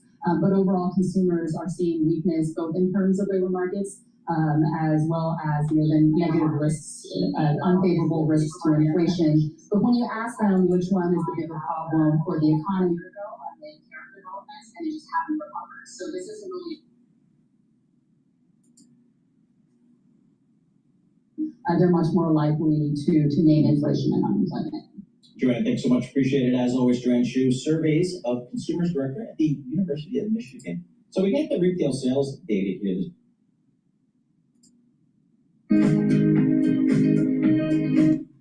All right, what we're going to do is go to CNN talking about the sailor issue with USS Abraham Lincoln. Before we do, please go to my store, the-studio-reykjavik.com, and get the turmeric. Turmeric will soak up free radicals and bring down inflammation. Lignans soaks up free radicals, brings down inflammation. Now, you can stack these together also with the ashwagandha root, and that is a very powerful stack to help with the immune system, the endocrine system, and the cardiovascular system, and brain function. It's really important to keep inflammation down, to keep those neurons healthy. So please go to my store, get the turmeric and the lignans and the ashwagandha. Another great supplement to take is Goodnight Formula. Goodnight Formula has tryptophan, melatonin, GABA, and passion flower. It will allow you to get into 3 to 5 cycles of REM sleep and deep sleep, so you're detoxifying your central nervous system, consolidating memory. You'll be well rested. And when you do that regularly, you're going to have better brain function. You're going to be slowing down the aging process. Yes, getting those 3 to 5 cycles of REM sleep and deep sleep is super important to maintain those neuron connections and the health of your hippocampus. Super important. So please go to my store and get the Goodnight Formula. Take it before you go to bed. Use discount 5, you get $5 off. Go to my store, the-studio-reykjavik.com. A U.S. official told CNN that the USS George Washington carrier group is headed to the region to replace another carrier, the USS Abraham Lincoln. That follows concerns about deteriorating living conditions and worsening mental health among its crew. The Lincoln has spent more than 250 days and counting on its current deployment. One Democratic senator says the vessel set a modern-day record for sailing without a port call. During that time, there were reports of crew members trying to jump overboard and about horrid living conditions on the vessel. Joining me now, retired U.S. Air Force Colonel and CNN military analyst Cedric Layton. Colonel, a pleasure having you join us to talk about this because I have a suspicion you may have exactly the kind of experience and perspective to help us understand this. So we have these reports, not just of the overboard sailor, but of the conditions on the Lincoln that sailors are dealing with. Shortages of items like soap, not the most hearty of meals, mold in the showers, etc., etc. And I think would make even a short stint at sea unpleasant, right? Much less 250 plus days. And that's not to mention the actual job that these service members are tasked with focusing on. Give us an idea of the impacts of these conditions and if there is such a thing as a deployment being too long. Yeah, well, Brian, it's great to be with you. Well, there's so many aspects to this. I had the honor of serving with the Navy for a deployment at sea during my career, and I spent just 30 days. So if you can imagine 250 days versus 30 days, you know, I definitely feel for the sailors. But during that time, we also had plumbing issues. We had, water that, flooded out the toilets, and there was also an issue with the showers. So the conditions were not pleasant. They were definitely not what is being reported, for the USS Abraham Lincoln, but it definitely was something that impacted the quality of the deployment and really the ability to carry out your job in very confined quarters and with limited access to communications capabilities and the types of things we kind of take for granted in everyday life. But it was definitely an experience of a lifetime. But it was also an experience where there were certain hardships that you may not take into account if you're not used to deployments at sea. Defense Secretary Pete Hegseth, Colonel, addressing some of these reports while talking to reporters in Panama. Let's listen to what he had to say. Completely misread. The results are in. Commotion Voice AI is the clear winner in the latest independent blind benchmark. Tested not in demo environments, but under real-world conditions, Commotion outperformed other leading voice. Completely misrepresented. Listen, we make sure that every ship, every crew, every captain has everything we can provide them at every single moment. Some deployments are longer than others, and I have more respect and gratitude for those sailors than anybody. All right, so a couple of things to unpack there. One, him saying everything that can be provided is provided. That's not the same as saying we give them everything they need. And two, it's well documented at this point that Secretary Hegseth has been pushing for this warrior culture. Is that a culture that allows for service members to actually admit when they've reached a breaking point where it doesn't have to get filtered through family members? Yeah, so that taking the second part first, I would say that the warrior culture ethos that Secretary Hegseth is trying to impart on the Department of Defense, that may conflict with the idea that the services that the Navy provides or that other services, military services provide to their members are really there to protect them both psychologically as well as physically. So one of the key things to remember in any type of deployment, whether it's with the Navy, with the Army, with the Air Force, or the Marine Corps, or the Space Force, it really is based on the ability of people to protect each other. You know, you fight for your buddy, basically. You know, you fight for the guy next to you in the foxhole is the kind of the old adage here. And the ability of teams to work together becomes a paramount thing when it comes to these kinds of deployments, because you really have to depend on each other when you're out at sea or when you're in a remote location, and that's basically what you're dealing with here. The Navy has a unique culture, it has unique traditions. The warrior ethos that Secretary Hegseth talks about, there's a certain tough guy image associated with that. The issue, though, is this: even tough guys need help, and the ability of people to get help, no matter what their gender, no matter what their situation, is really something that the modern military has gotten much better at. You saw like the service or therapy dog that Pamela Brown had in her report on the Lincoln. That's the kind of thing that's a more modern, more innovative approach. And that is really more in keeping with the kind of warrior culture that you want to instill. You want to instill a culture of teamwork. And frankly, the wars of the present and the wars of the future are going to be ones in which the mental ability and the mental and psychological health of the people involved is going to be much more important than almost any other factor in the ability of the unit to become a cohesive whole. And that's what you want. You want a cohesive whole that can carry out the mission. And Colonel, we have just about a minute left. So this other carrier group, the USS George Washington, is on its way to the Middle East to relieve the Lincoln. A U.S. official has said this was pre-planned before these reports. But the length of the time the Lincoln's been at sea without a port call setting a modern-day record, according to Senator Blumenthal, one of the lawmakers wanting some answers. What could those lawmakers actually accomplish here in this moment, if anything, by asking questions about this deployment, especially knowing that change is already on the way with this new carrier? Yeah, so what they really should be looking at is the kinds of lessons learned that we can take from this. For example, you don't want food to run out. You don't want sailors on board a ship like the Lincoln to have issues getting fruits and vegetables.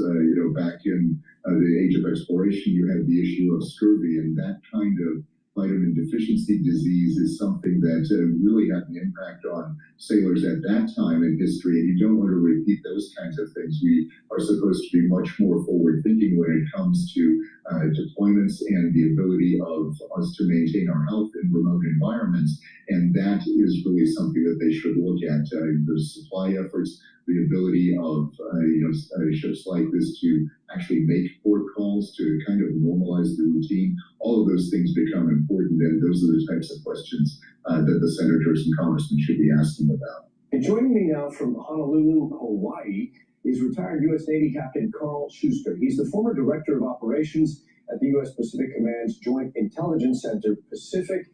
Captain, great to see you. You are a veteran with decades in the Navy. What's your initial reaction when you hear that any ship has been at sea for more than 250 days. I think It felt like the bureaucracy Olympics. I had to cram a year's worth of insurance calls and doctor's appointments into one afternoon. But then, nice AI. I think it's exceptionally difficult for the crew. I never did more than 90 days at sea, and I can tell you the minute you pass the 60-day mark, you're feeling tired of the deployment. It's not unusual. Certainly in my day, we had one or two guys try to jump overboard at about the 50 to 60-day mark. Being at sea on a carrier, particularly in a conflict situation, it's very intense.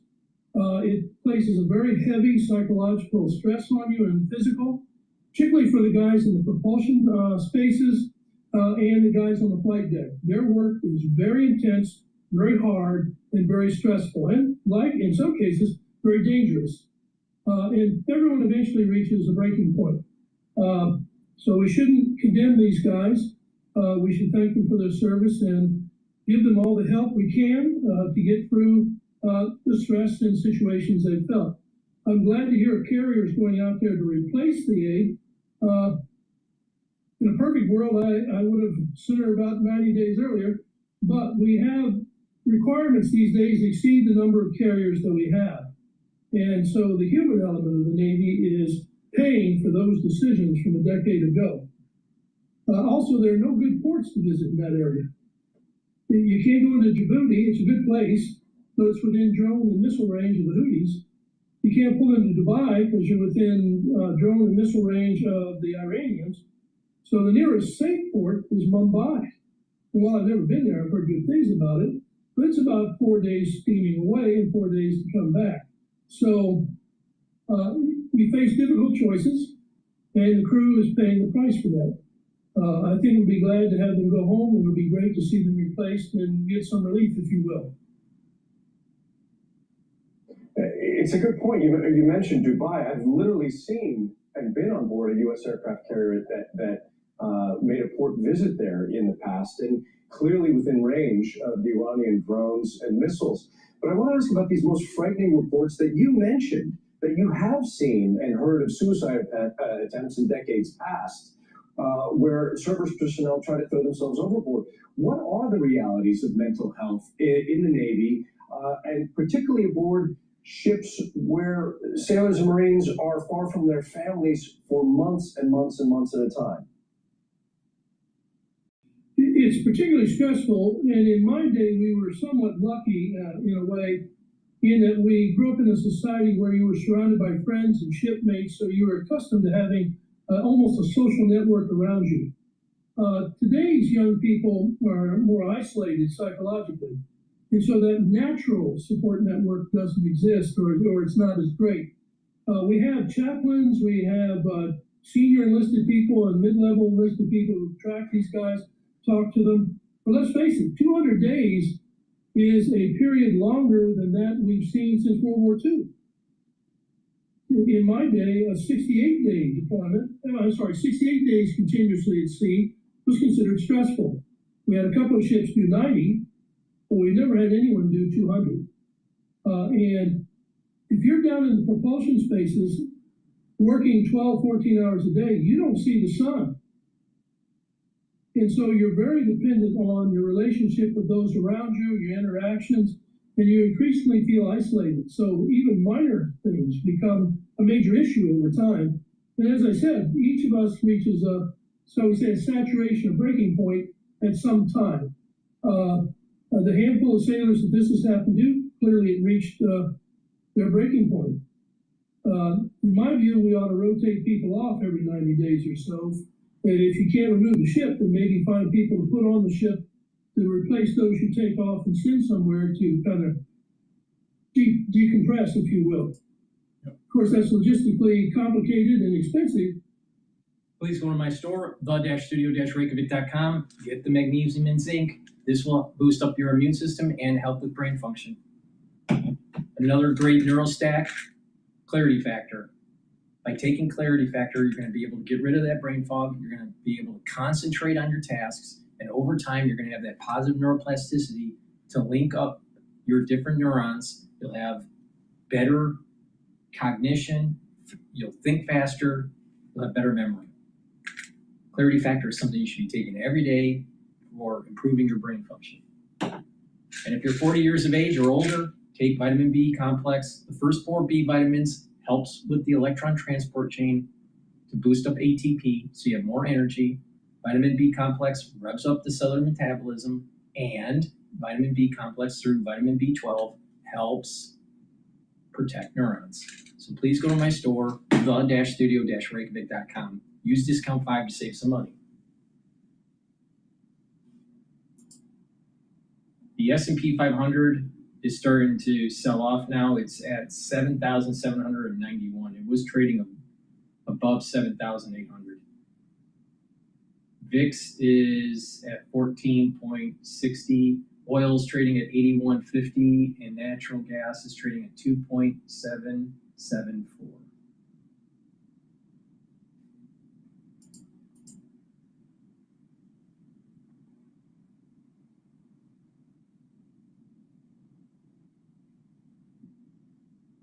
All right, let's listen into China's industrial overcapacity. Renewables are transforming the grid, but they can't do it alone. We need an integrated approach, which means that generation, storage, infrastructure, and power management must work together as one.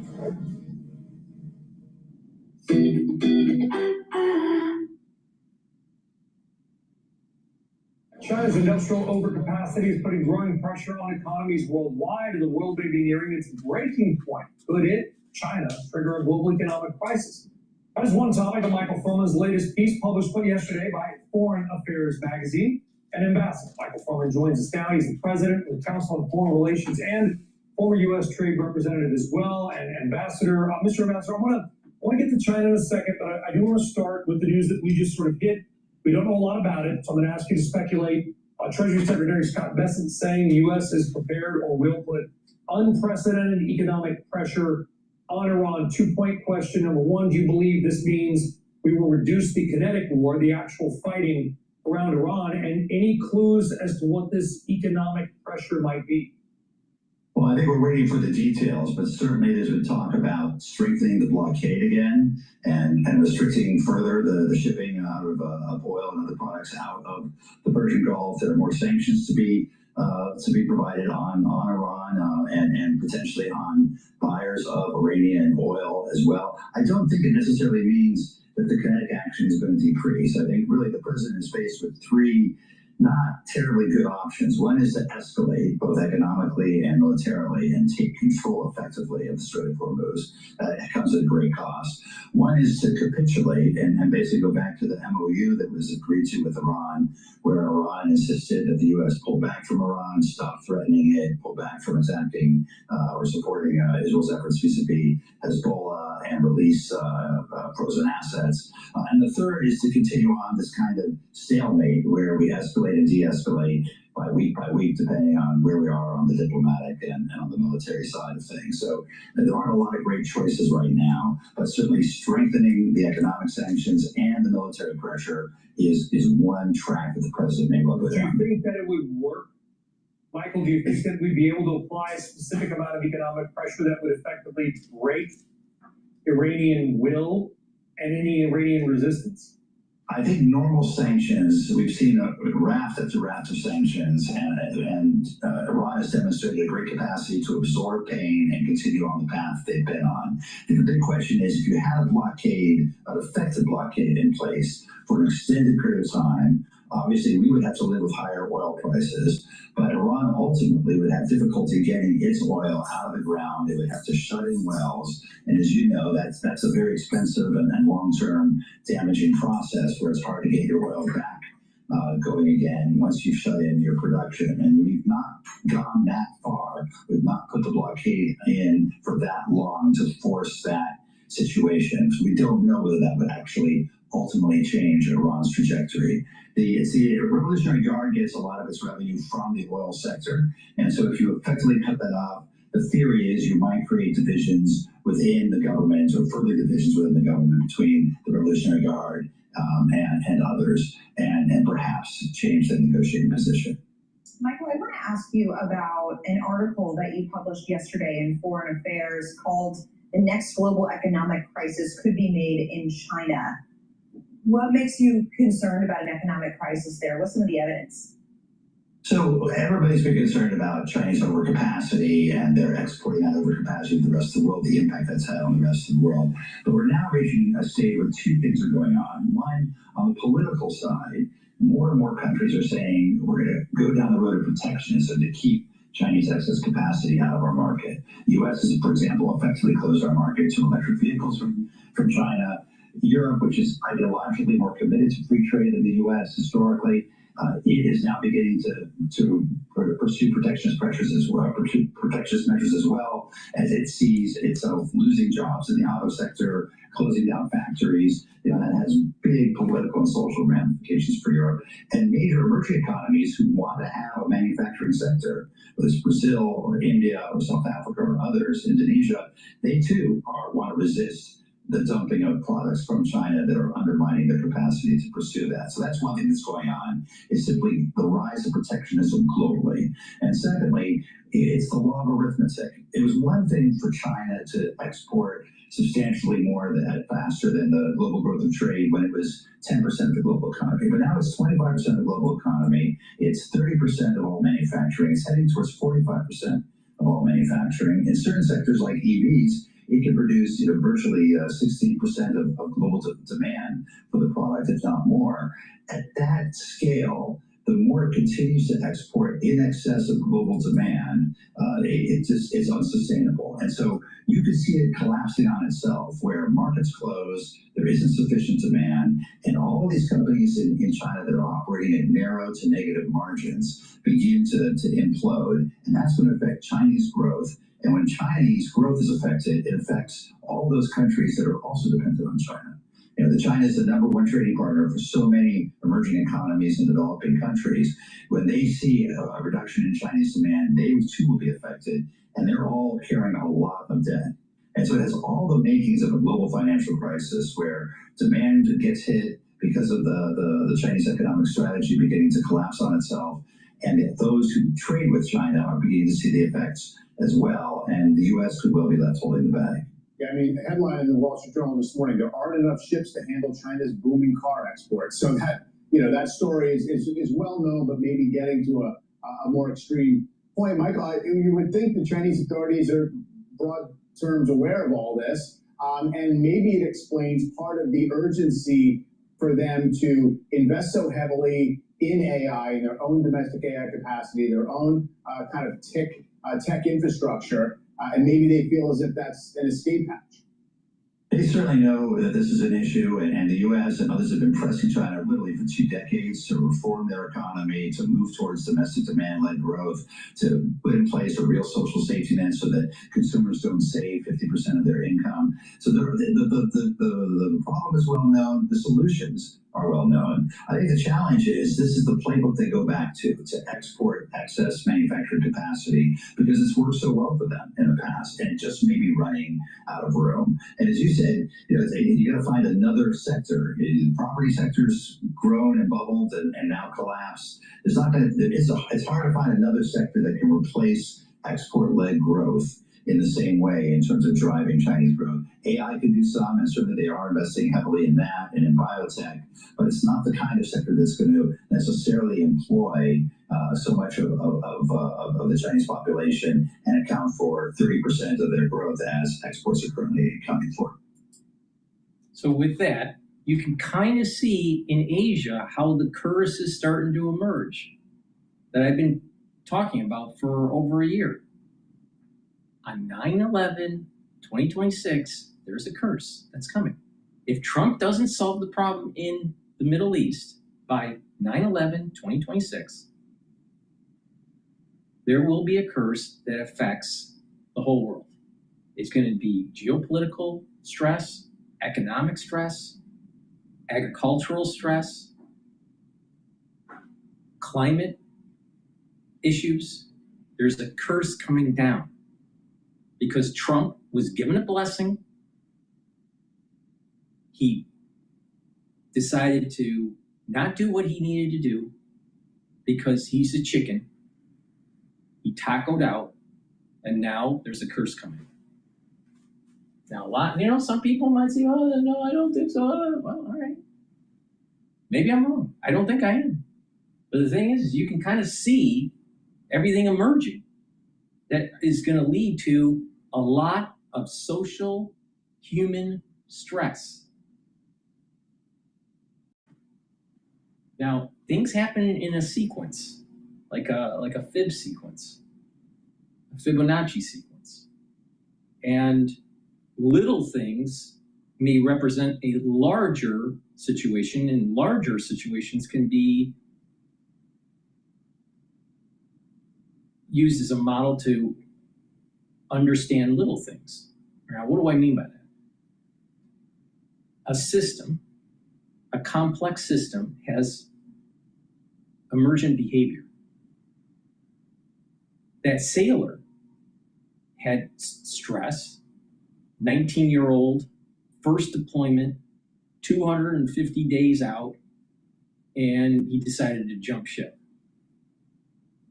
As it's an individual sailor under stress.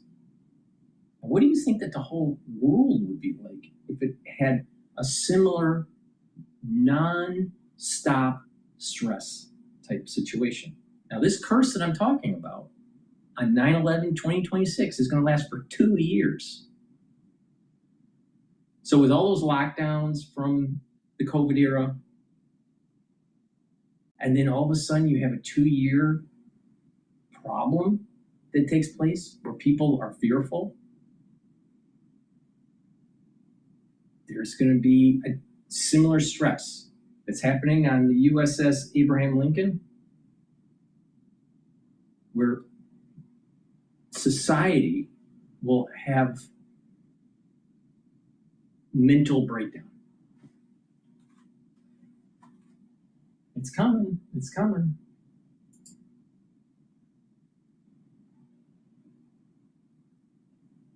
All right, we're gonna play China expert Gordon Chang predicts how war in East Asia could begin.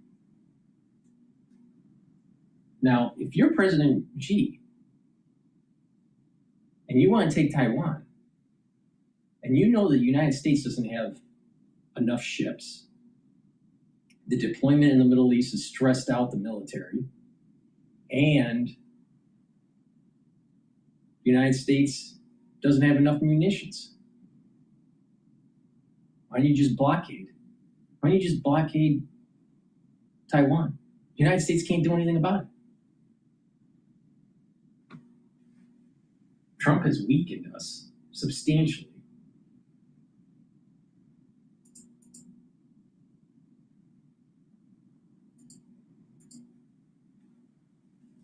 Military and cyber capabilities as new concerns grow over a potential attack on Taiwan by Beijing. Russia reportedly helping China close a critical U.S. military gap, sharing submarine technology that could make Chinese subs harder to detect. China-linked hackers also reportedly are carrying out a new AI-driven cyber attack on Taiwan, targeting government systems and other critical infrastructure. Joining me now is Gaystone Institute senior fellow Gordon Chang. Gordon, the Chinese continue to make these. You still think that this curse isn't coming? It's blinking red. Trump was given a blessing in Butler, Pennsylvania, where he wasn't assassinated. He was given the blessing to live another day. But it wasn't so you can have less taxes. It wasn't no tax on tips. Or all of the executive orders, or kicking out illegal immigrants, which we should be doing. No, that wasn't the reason. The reason was to actually kill Esau. And Esau is represented with the Persians in Iran. This is the theocratic regime of Iran. This is the Ayatollah and that whole line. And it is the IRGC. And when Trump does that, a blessing will happen. But Trump's afraid. He was afraid in the third week of the war to actually use ground troops.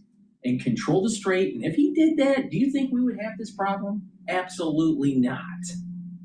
But because he was afraid, we have a problem. And it's getting worse. And the blessing he was given, he didn't uphold his bargain.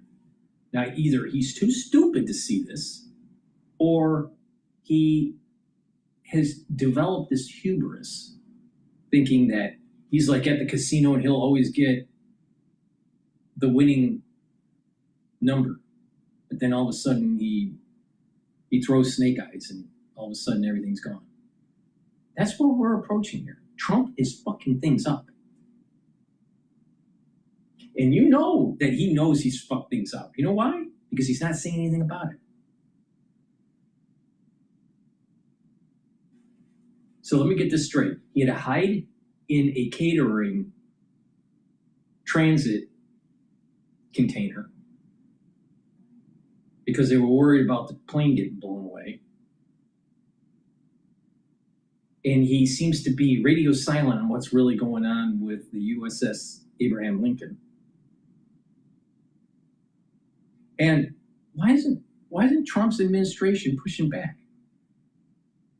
Which administration actually shrunk the military? What administration actually prevented the Navy from building more ships?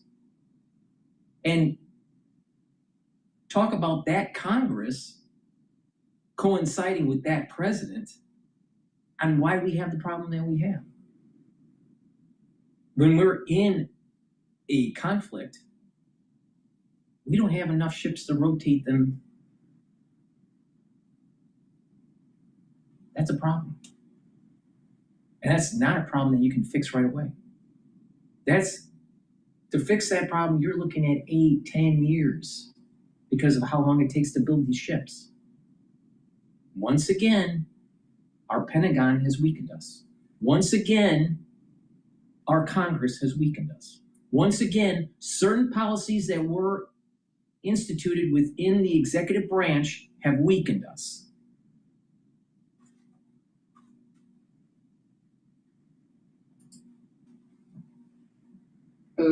And the threat against Taiwan continues. Your reaction?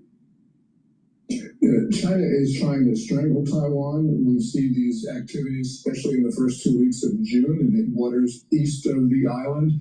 But China right now, its military is in no position to invade the main island of Taiwan.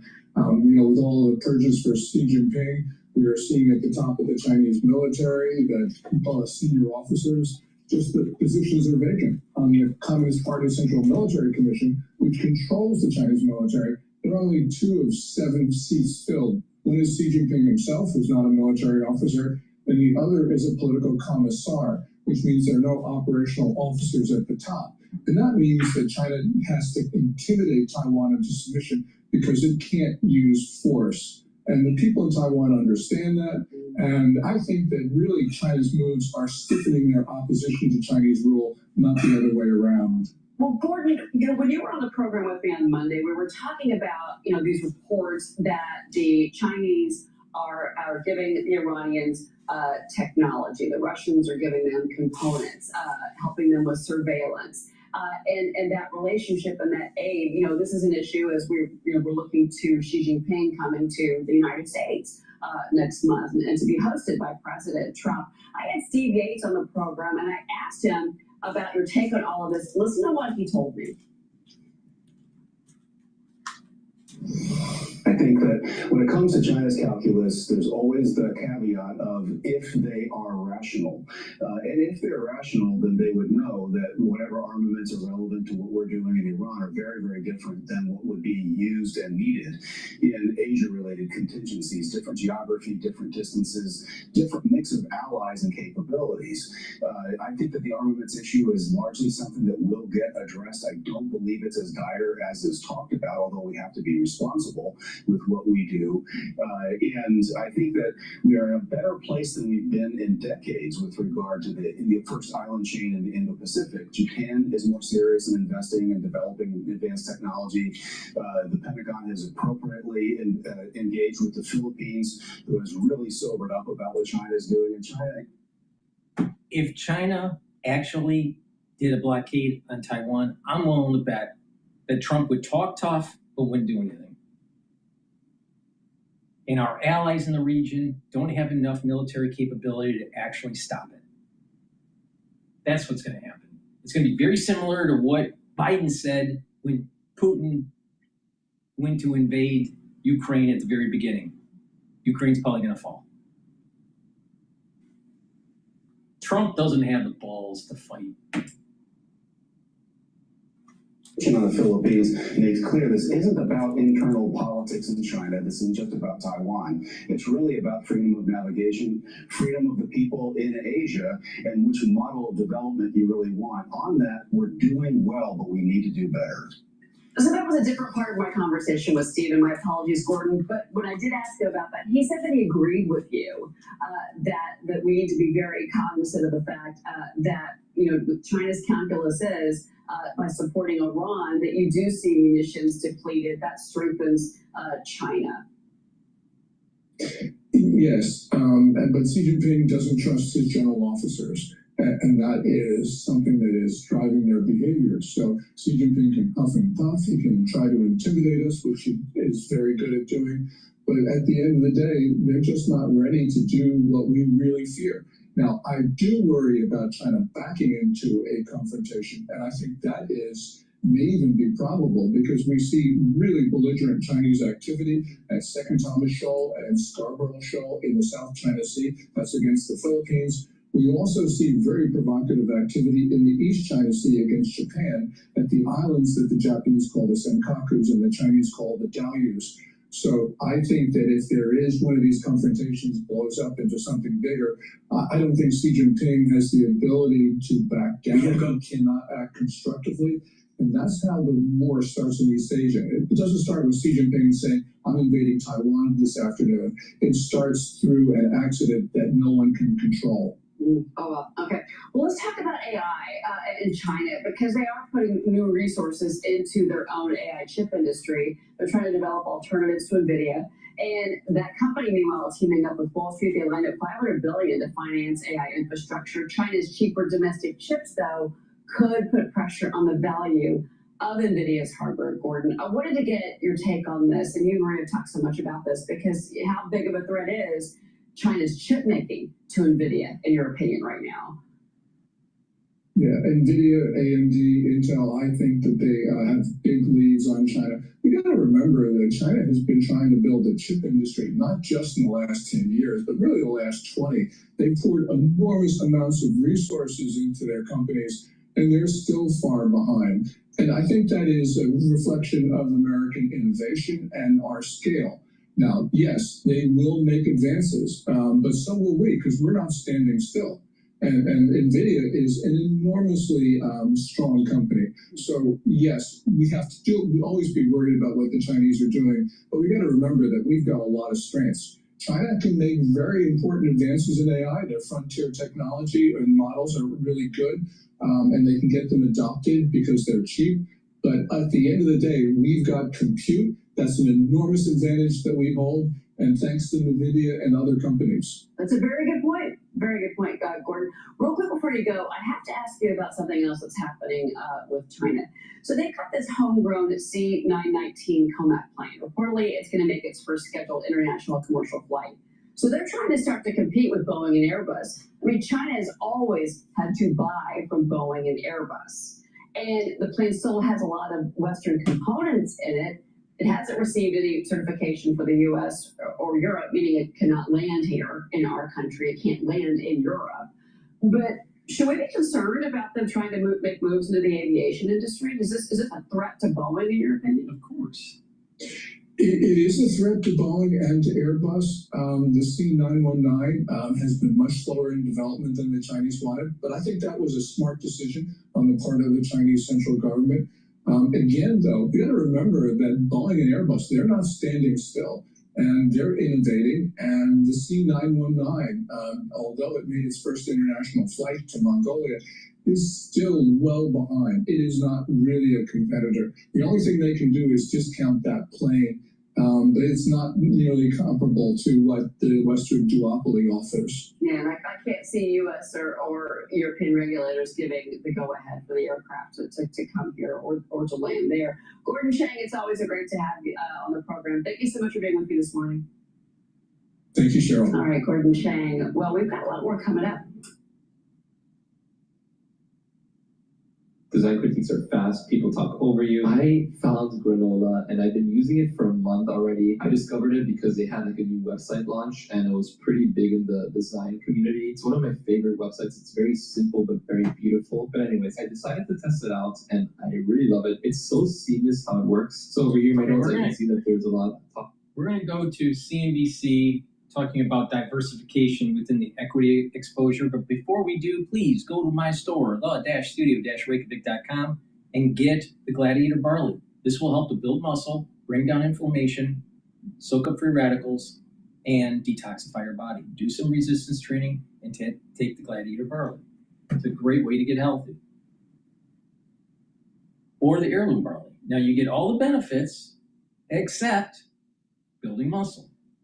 It'll detoxify your body, bring down inflammation, and soak up free radicals. And when you do detoxify your body, bring down that inflammation and soak up free radicals, you're improving your immune system, your endocrine system, your cardiovascular system, brain function. When you bring down these chronic elevated levels of inflammation and free radicals, you're slowing down the aging process. It's really important. The Heirloom Barley or the Gladiator Barley, take it every day. Digestive enzyme complex, really important to reduce the load on your pancreas. It helps to digest proteins, carbohydrates, and lipids. You'll be able to absorb your nutrients better and reduce that load on your pancreas. Super important for individuals that are 40 years of age or older. This also helps if you're an athlete and you're doing your pre or post fueling after your sport.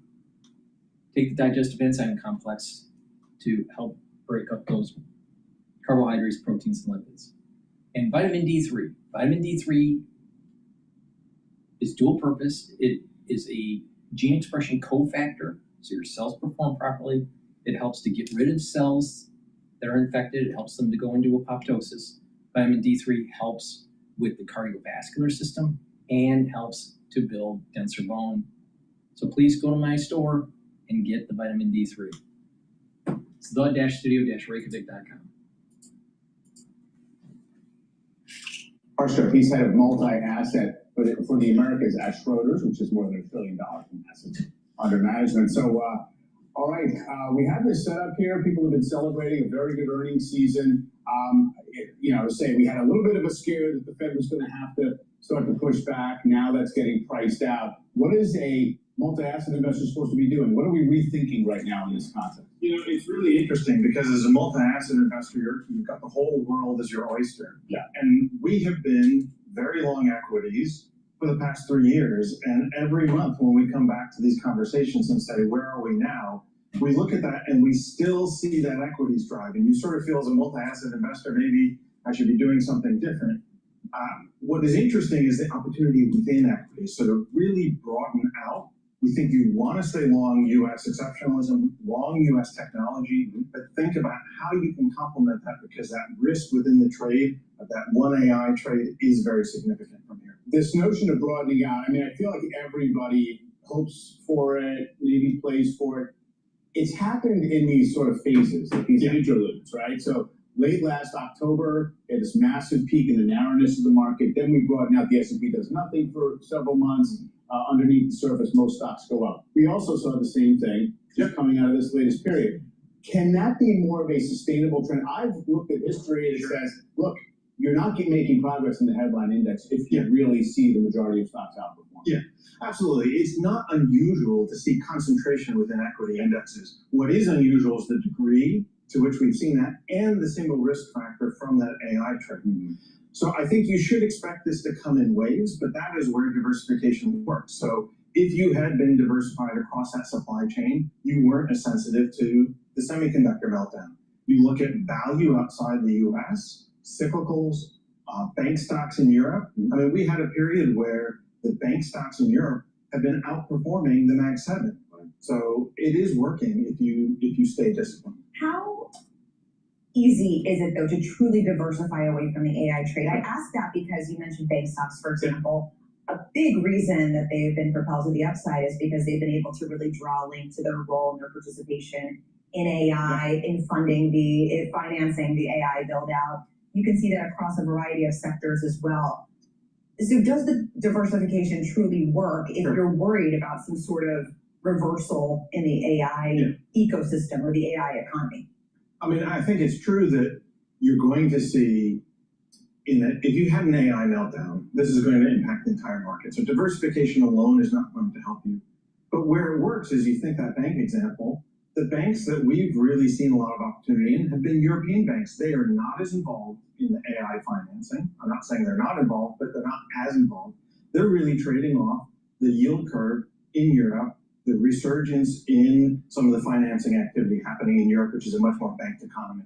I know you don't have S&P 500 targets, but if you take an earnings estimate of 365 for the S&P this year, put on the valuation, you get to about 78.50, we're at 78.35. So you're optimistic on the stocks, but your not target, your sort of default zone is about where we are. Sure. Do you want to look to raise that?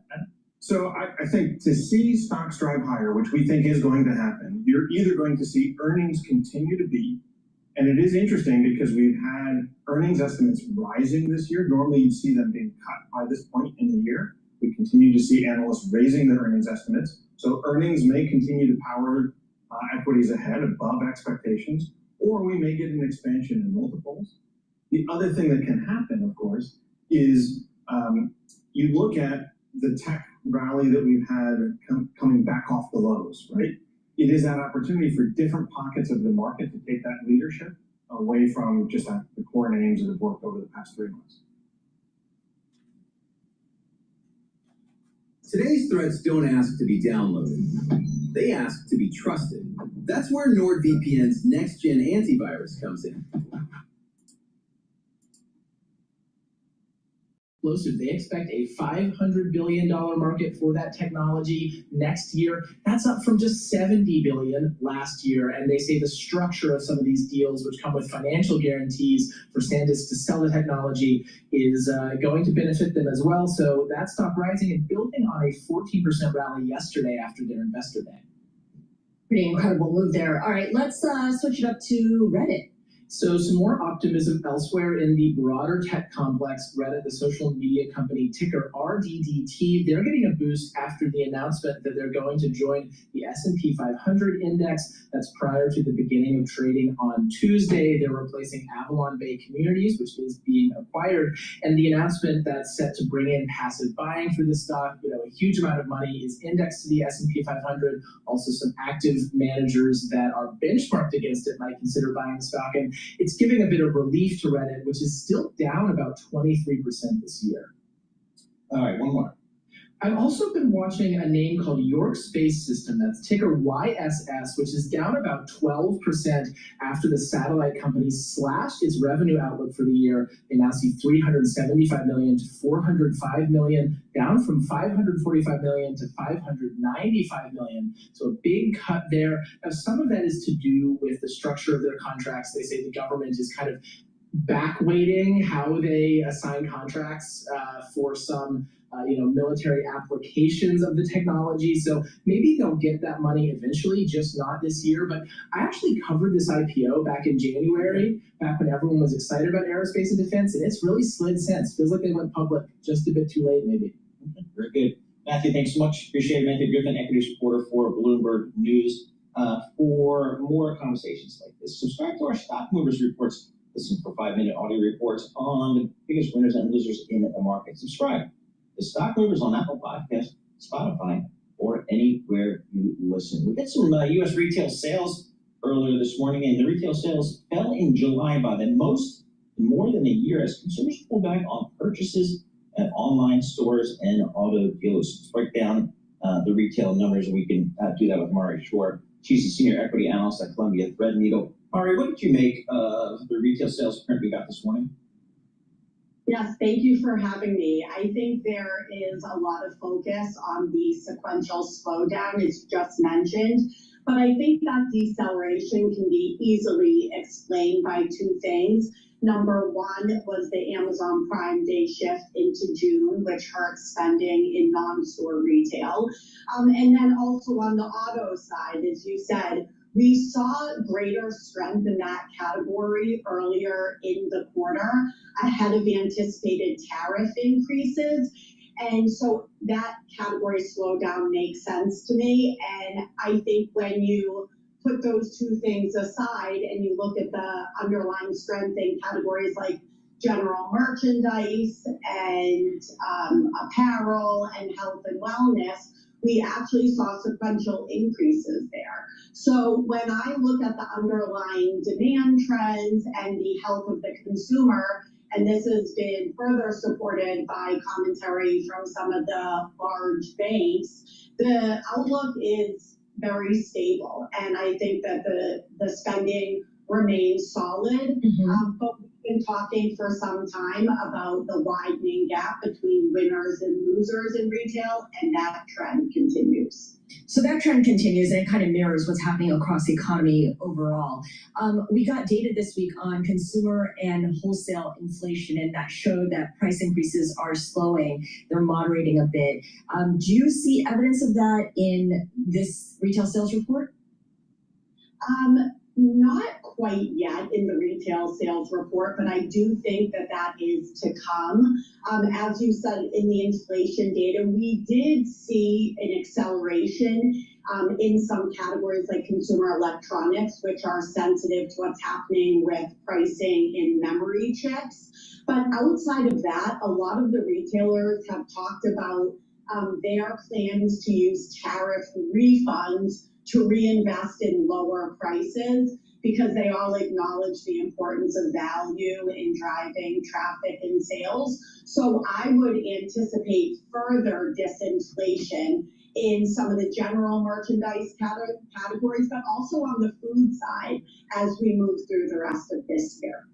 Mari, what are the retailers saying about the consumer these days? How much promotion is needed to get the folks in the stores and buying? What's the overall sense of the consumer?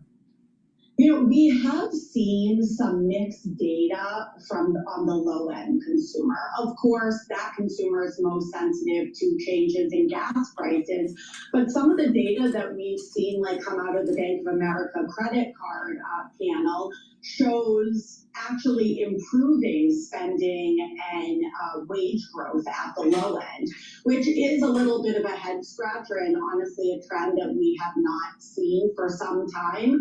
On the other hand, the trend at the higher income level remains very solid.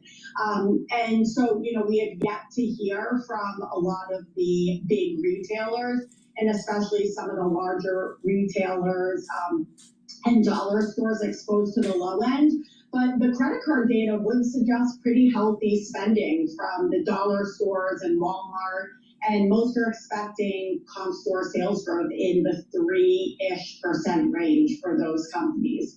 So I think overall the outlook for the consumer is solid, but of course all the retailers acknowledge that the consumer is still very discerning and really focused on value and convenience. All right, good stuff. Mari, really appreciate you joining us on this Retail Sales Day. Mari Shore is an analyst, senior equity analyst at Columbia Threadneedle Investments with a specialization in retailers. Let's stay on this theme of retailers and retail spending. Julia Fanzaris is our U.S. economy reporter, and she's picked up on a theme here, which is that U.S. consumers are increasingly willing to spend on hobbies, sporting goods, musical instruments, things that, you know, they feel is worth their quality time, even if it means sacrificing some savings along the way.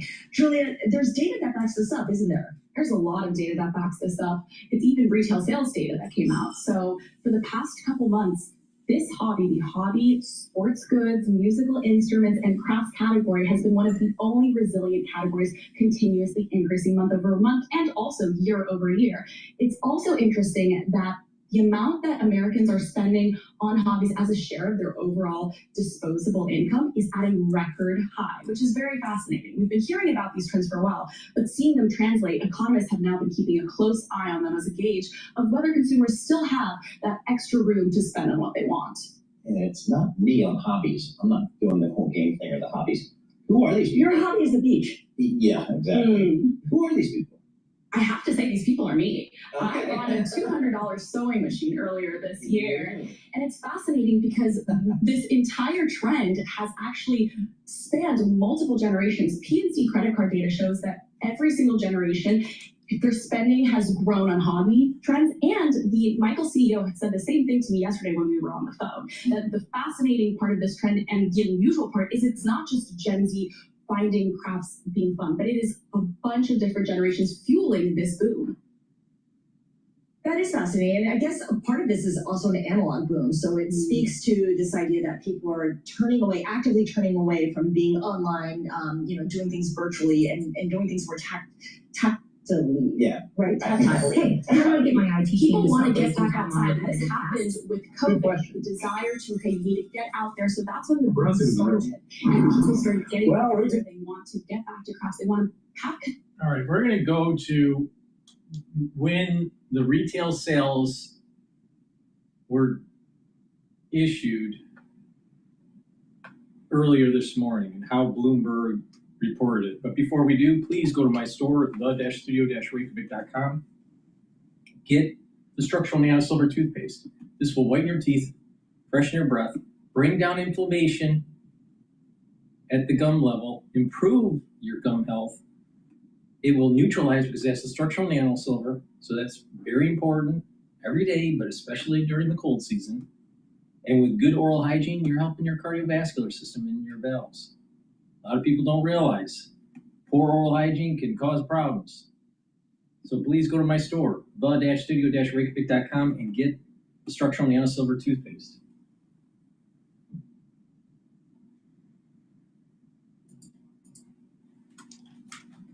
Sales data are disappointing. We thought they might be a little bit lower, and they're a lot bit lower. Retail sales on a headline basis down by 0.6%. The forecast was for a 0.1% rise.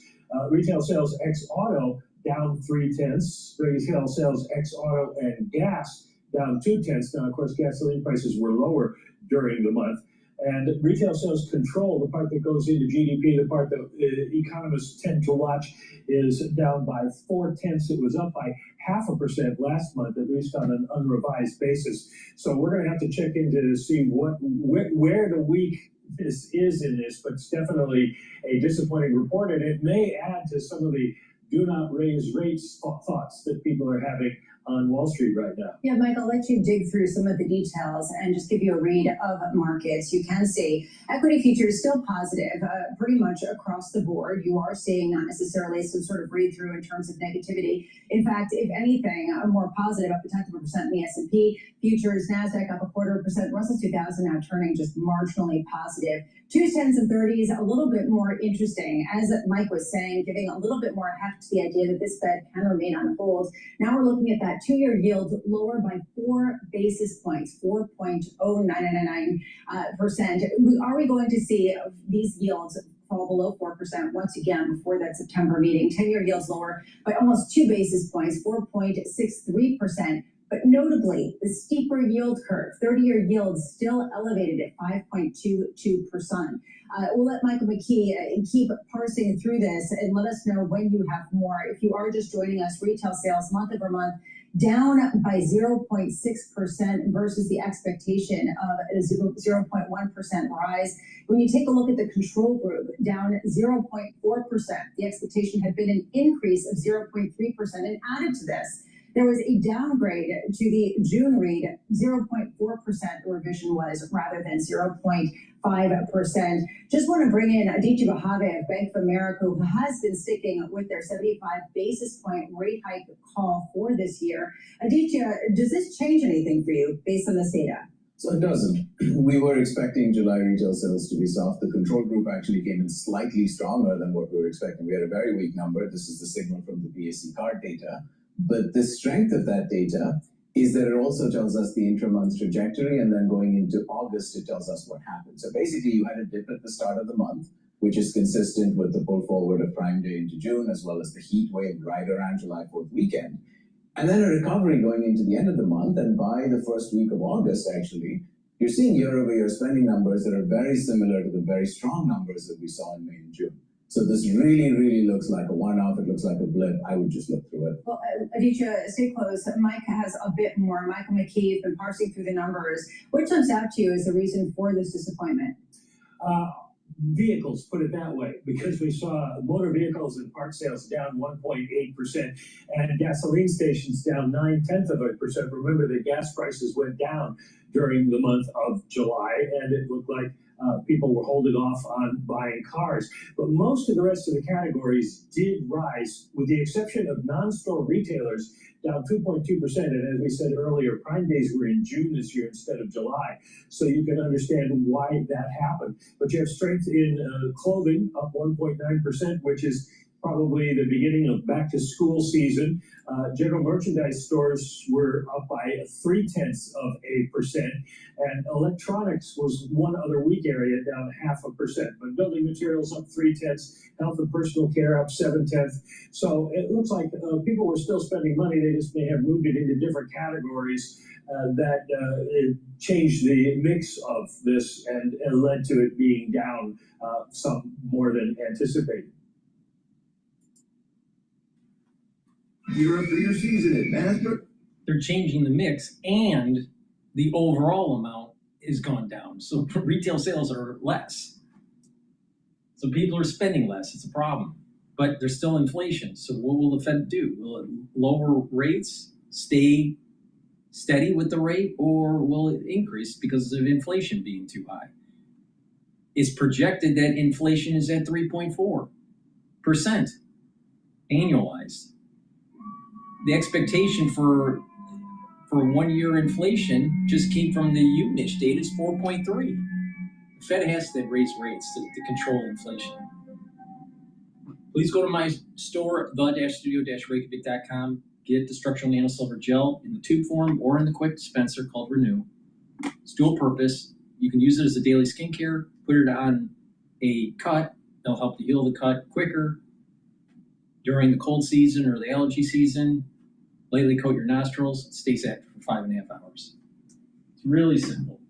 Just make sure you have some. You never know when you need it. Cleanse, which is 30 parts per million, or Max 35, which is 35 parts per million. Take either one every day. Take a teaspoon amount, swish it in your mouth, gargle about 30 seconds, and then swallow. What this will do is neutralize, improve your oral cavity, your oral pharynx, help to maintain that mucosal barrier, and help the health of the epithelial cells. That way your innate immune system is boosted up. I've been doing this protocol for over 6 years every day. And boosting up that innate immune system will help to mitigate any problems during the allergy season or during the cold season. But do it every day, but especially during the cold season. And I highly recommend that you stock up, because maybe something's going to happen.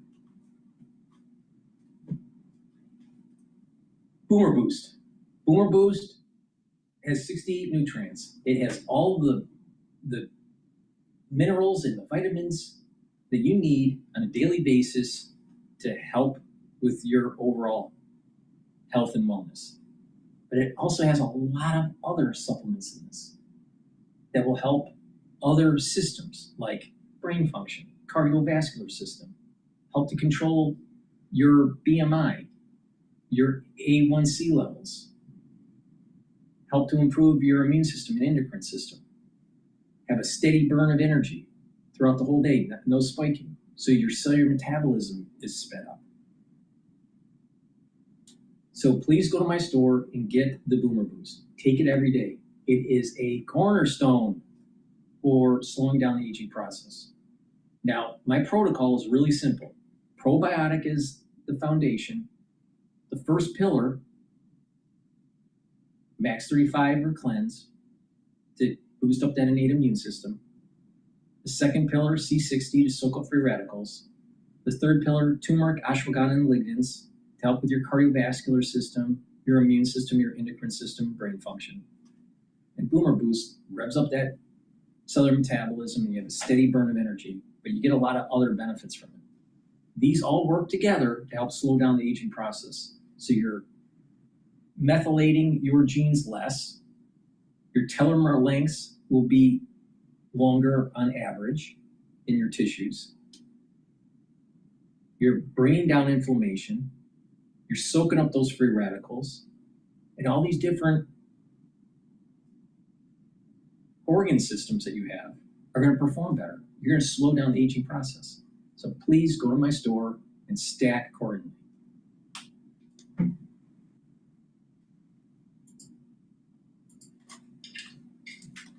Bloomberg's legal analyst in just a moment to get further details on that. But in the midst of that, before that, let's focus on the muni business because it's Friday and that's what we do here. Focus on Munis is brought to you by BAM Mutual. Put America's strength to work in your portfolio with BAM insured municipal bonds. Protect your investments with an added layer of security and guaranteed income. Invest with strength. Build a stronger tomorrow with BAM Mutual. Dan Close joins us. He's head of municipals for Nuveen, based out there in Chicago. Dan, talk to us about the municipal bond market. How's the performance been this year so far to date? And thank you so much for having me on the show. July was a little bit rough. We had a great first half of the year. And July, we gave back a lot, about 185 basis points or so. But, I think what's been interesting to see is with U.S. Treasuries now backed up, about 50 basis points on the year for the 10-year part. Munis are still up on the year. We're up about 125 basis points, outpacing the broader Bloomberg Ag, outpacing just about everything else in fixed income. So made a nice recovery so far in August, but July was a little bit tougher, but looking forward to the rest of the year. I think we're set up nicely. So what are the technicals for the second half of the year, the rest of the year? What does demand look like? What does supply look like in particular? Yeah, sure. Year to date, we've had 33 weeks or so of the year. 31 of those weeks, we've had positive inflows. So that's been very, very encouraging.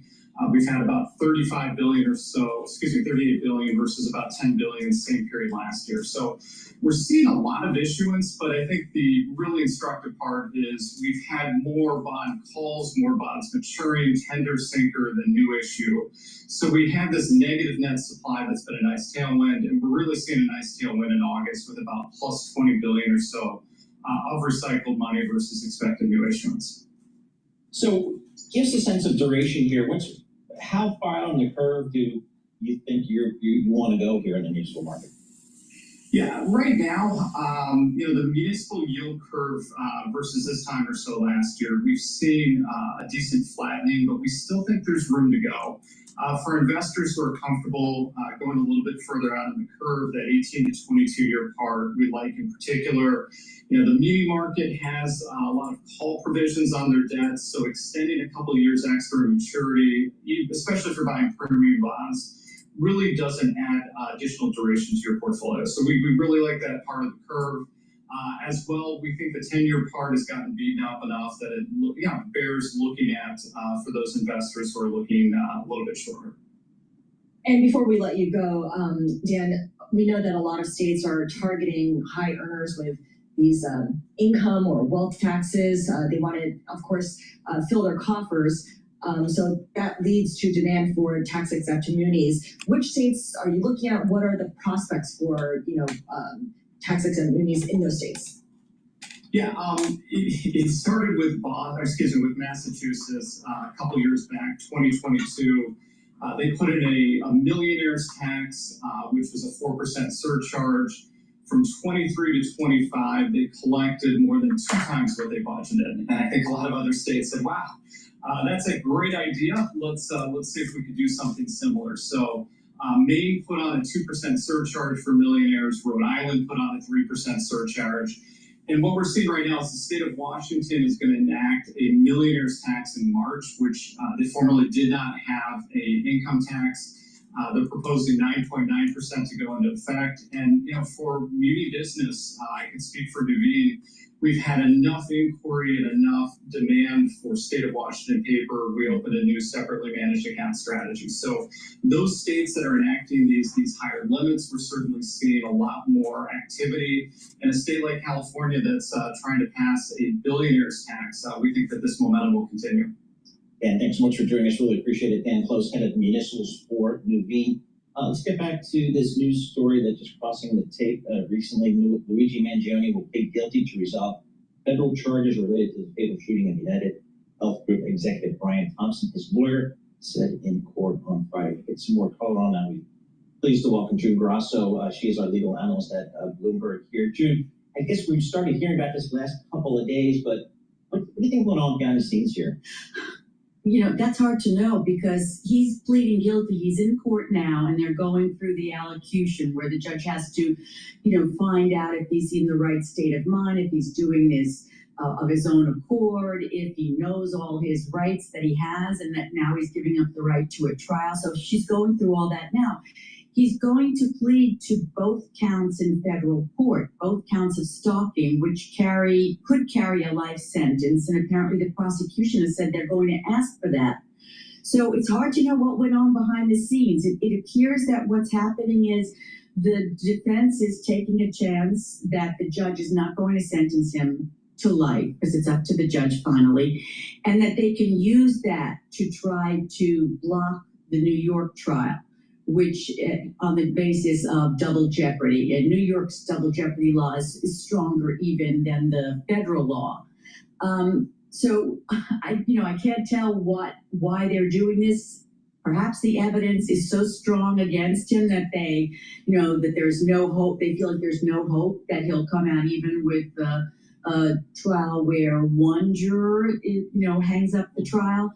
But it's hard to imagine because he's pleading guilty. That means that he's going to tell the judge exactly what happened. He's going to recite what he did. So that can be used against him in state court if that trial ever does go forward. Mm-hmm. So it's hard for me to understand what's going on and why they took this drastic measure. What's the timeline for his potentially facing trial for the New York charges? Right, that would start in September, but I suppose that will be put off right now because there are going to be motions, to get rid of that trial because of, as I said, double jeopardy. And his attorneys from the very beginning were arguing that this was double jeopardy, and it certainly seems like it because normally you have a murder in the middle of Manhattan. What are the federal authorities? Why are they bringing charges here? It really has nothing to do with the federal government. But at that time, Pam Bondi wanted to get the death penalty for him, and that's a federal case. So they brought this, and then the judge here the federal judge ruled that the death penalty wasn't death penalty eligible. So it put him in this bind where he had a state trial and a federal trial, and whatever happened, whatever was admitted in one would be admissible in the other. So it really put him in a bind, whereas maybe if there weren't any federal charges, he would go forward with the trial and take his chances that they might be able to hang up the jury. What do you think the New York lawyers will do? Will they go ahead with the case, or will they say, oh, wait, life in prison from the federal level, we're done? I've read some stories that the New York DA is not all that happy about what's happening. He feels like they're being squeezed out of their trial. So you always want to protect your turf, I think. And this really is a Manhattan trial. It's not a federal trial. So I think that they'll probably fight to keep the trial, but that might be a losing battle. All right, very good, Drew. Thank you so much for coming in here and helping us out here with this story here. Let's get back to the markets here. A little bit of red on the screen, but it's a summer Friday and it's kind of quiet and all kinds of things going on. There's certainly technology news here. Workday buyout would signal low AI risk. Anurag Rana joins us here. Anurag, talk to us about Workday. What's going on there? So, Paul, if you remember, we came back at, I think, January, February timeframe when we did a big report saying that, all software is not created equal. Everything was down 40, 50%, at that time, just within a period of 1.5 months. And we had picked out SAP, Workday, Shopify, and ServiceNow as 4 vendors that are, best in class in their own category of what they do. And we said, these kinds of workflows are critical for an enterprise, and it's not going to be easy for a large language model to disrupt them. Now, at the same time, what I say doesn't matter, but at the end of the day, if somebody wants to go take them private, I think that really, is the real message, that if private equity wants to spend billions of dollars taking them private, then maybe there is value for a lot of these firms out there. And that's what we saw yesterday. There's some rumor out there that these guys may be taken private. And, we think if that happens, that really changes the narrative in the software landscape, which has been under pressure for the last 2 years or so. And to just follow up on that, Workday shares jumped after a Reuters report that private equity firm Silver Lake is in talks to purchase the software provider. And just puts context around that, Silver Lake, in my mind, is by far the #1 technology-focused private equity firm out there. Some of the smartest people, they've got a tremendous history of deal flow. Yeah, it certainly sends a signal, perhaps, that SaaS apocalypse, whatever they were calling it, might be over as a result. So, Anurag, if this continues to be something where they're negotiating this, and Silver Lake, as Paul mentioned, a big name, sending a message, what other companies might also be, being eyed for acquisitions?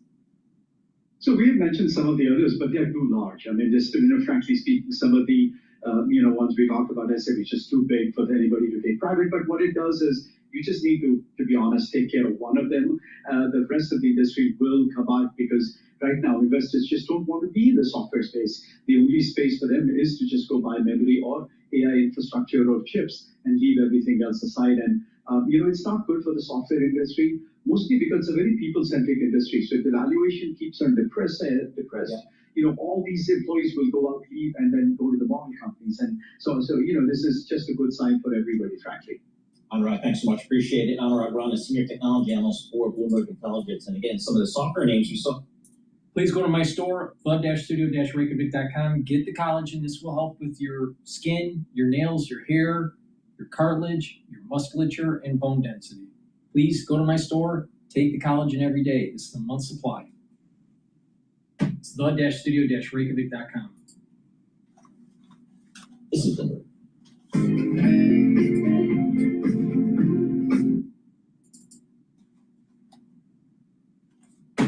You, just you, building your app on base 44. Describe it. Iran and the U.S. both claiming control over the Strait of Hormuz as Iran warns against miscalculation. And as the U.S. Navy maintains its blockade of Iranian ports, CENTCOM is addressing what they're calling false reports about conditions aboard the USS Abraham Lincoln. Jonathan Hunt is live from Tel Aviv. Jonathan. Good morning to you guys. There has been some concern expressed about conditions on board the USS Lincoln by family members of those on board and some lawmakers. But Secretary of War Pete Hegseth said just yesterday that everyone on board, every ship in the Gulf is getting everything they need. And CENTCOM followed that up by saying some of the reporting about conditions on the Lincoln is flat out false, adding, quote, "The sailors and Marines of the Abraham Lincoln Carrier Strike Group remain resilient and resolved after more than 260 days at sea, 10,000 aircraft flights, and 1.5 million pounds of ordnance expended." In the meantime, the war of words over who controls the Strait of Hormuz goes on. Iran says it is in control and that no ship should attempt to transit the strait without first clearing it with what it calls Iran's powerful armed forces. Secretary of Energy Chris Wright hit back against that, saying, as President Trump has done, that the U.S. is very much in control. Here's the Secretary. We know every day exactly how many ships transit the Strait of Hormuz, in and out. We know exactly if they're going the southern route, the U.S. route through Omani waters. We know exactly what they're carrying. We're saying 8 to 9 million barrels a day going through the strait every day. And Vice President Vance says with the U.S. patrolling the Strait of Hormuz on the border, of course, but also from the skies. The US will absolutely emerge the winner in all this. Here's the Vice President. My warning to my fellow Republicans, Will, would be if we don't get this right, don't blame young people for being sympathetic to socialism. We've got to blame ourselves. Rebuilding our industrial base, rebuilding the heartland, making our streets safer, making it possible for young people to afford to buy a home. This is how you stop socialism. You don't stop socialism by throwing slogans at people about the free market. As much as I love the free market, you stop socialism by making people's lives better. Obviously, that was not the Vice President talking about Iran. That was the Vice President talking about domestic politics. What he said about Iran was that the US will ultimately prevent Iran from ever getting a nuclear weapon and will bring the price of oil down ultimately for every American by fully reopening the Strait of Hormuz. Back to you guys. All right, Jonathan Hunt. Be sure to like and subscribe for all the Fox News latest on YouTube and catch full shows streaming now on Fox One.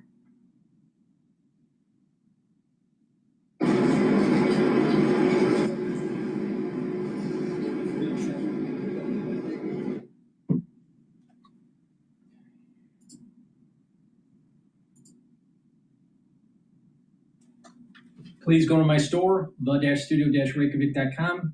Get the collagen. Collagen will help to remodel your joint.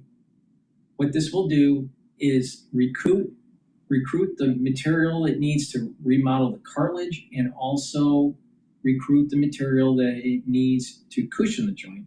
It will block the pain gatekeeper, NAV 1.7, block inflammation by inhibiting EP4, and stop the erosion of the joint by inhibiting MMP3 and MMP13.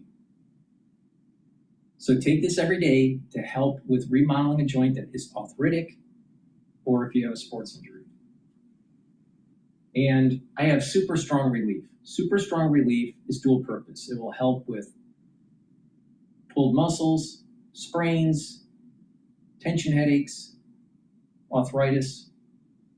Just apply it topically and it works within 90 seconds. It's for temporary relief, but it is very effective and it works very quickly. So please go to my store and get the Super Strong Relief, and you can stack this. You can stack it with the collagen as you're remodeling that arthritic joint. You take the collagen, you do these small exercises to help to remodel the joint and to reduce the pain as you're remodeling the joint. Take the Super Strong Relief. So please go to my store, the-studio-reykjavik.com. That's the end of my broadcast. Please share the links. Ask your social media to follow me. Use discount 5 so you save some money. Go to my store, the-studio-reykjavik.com.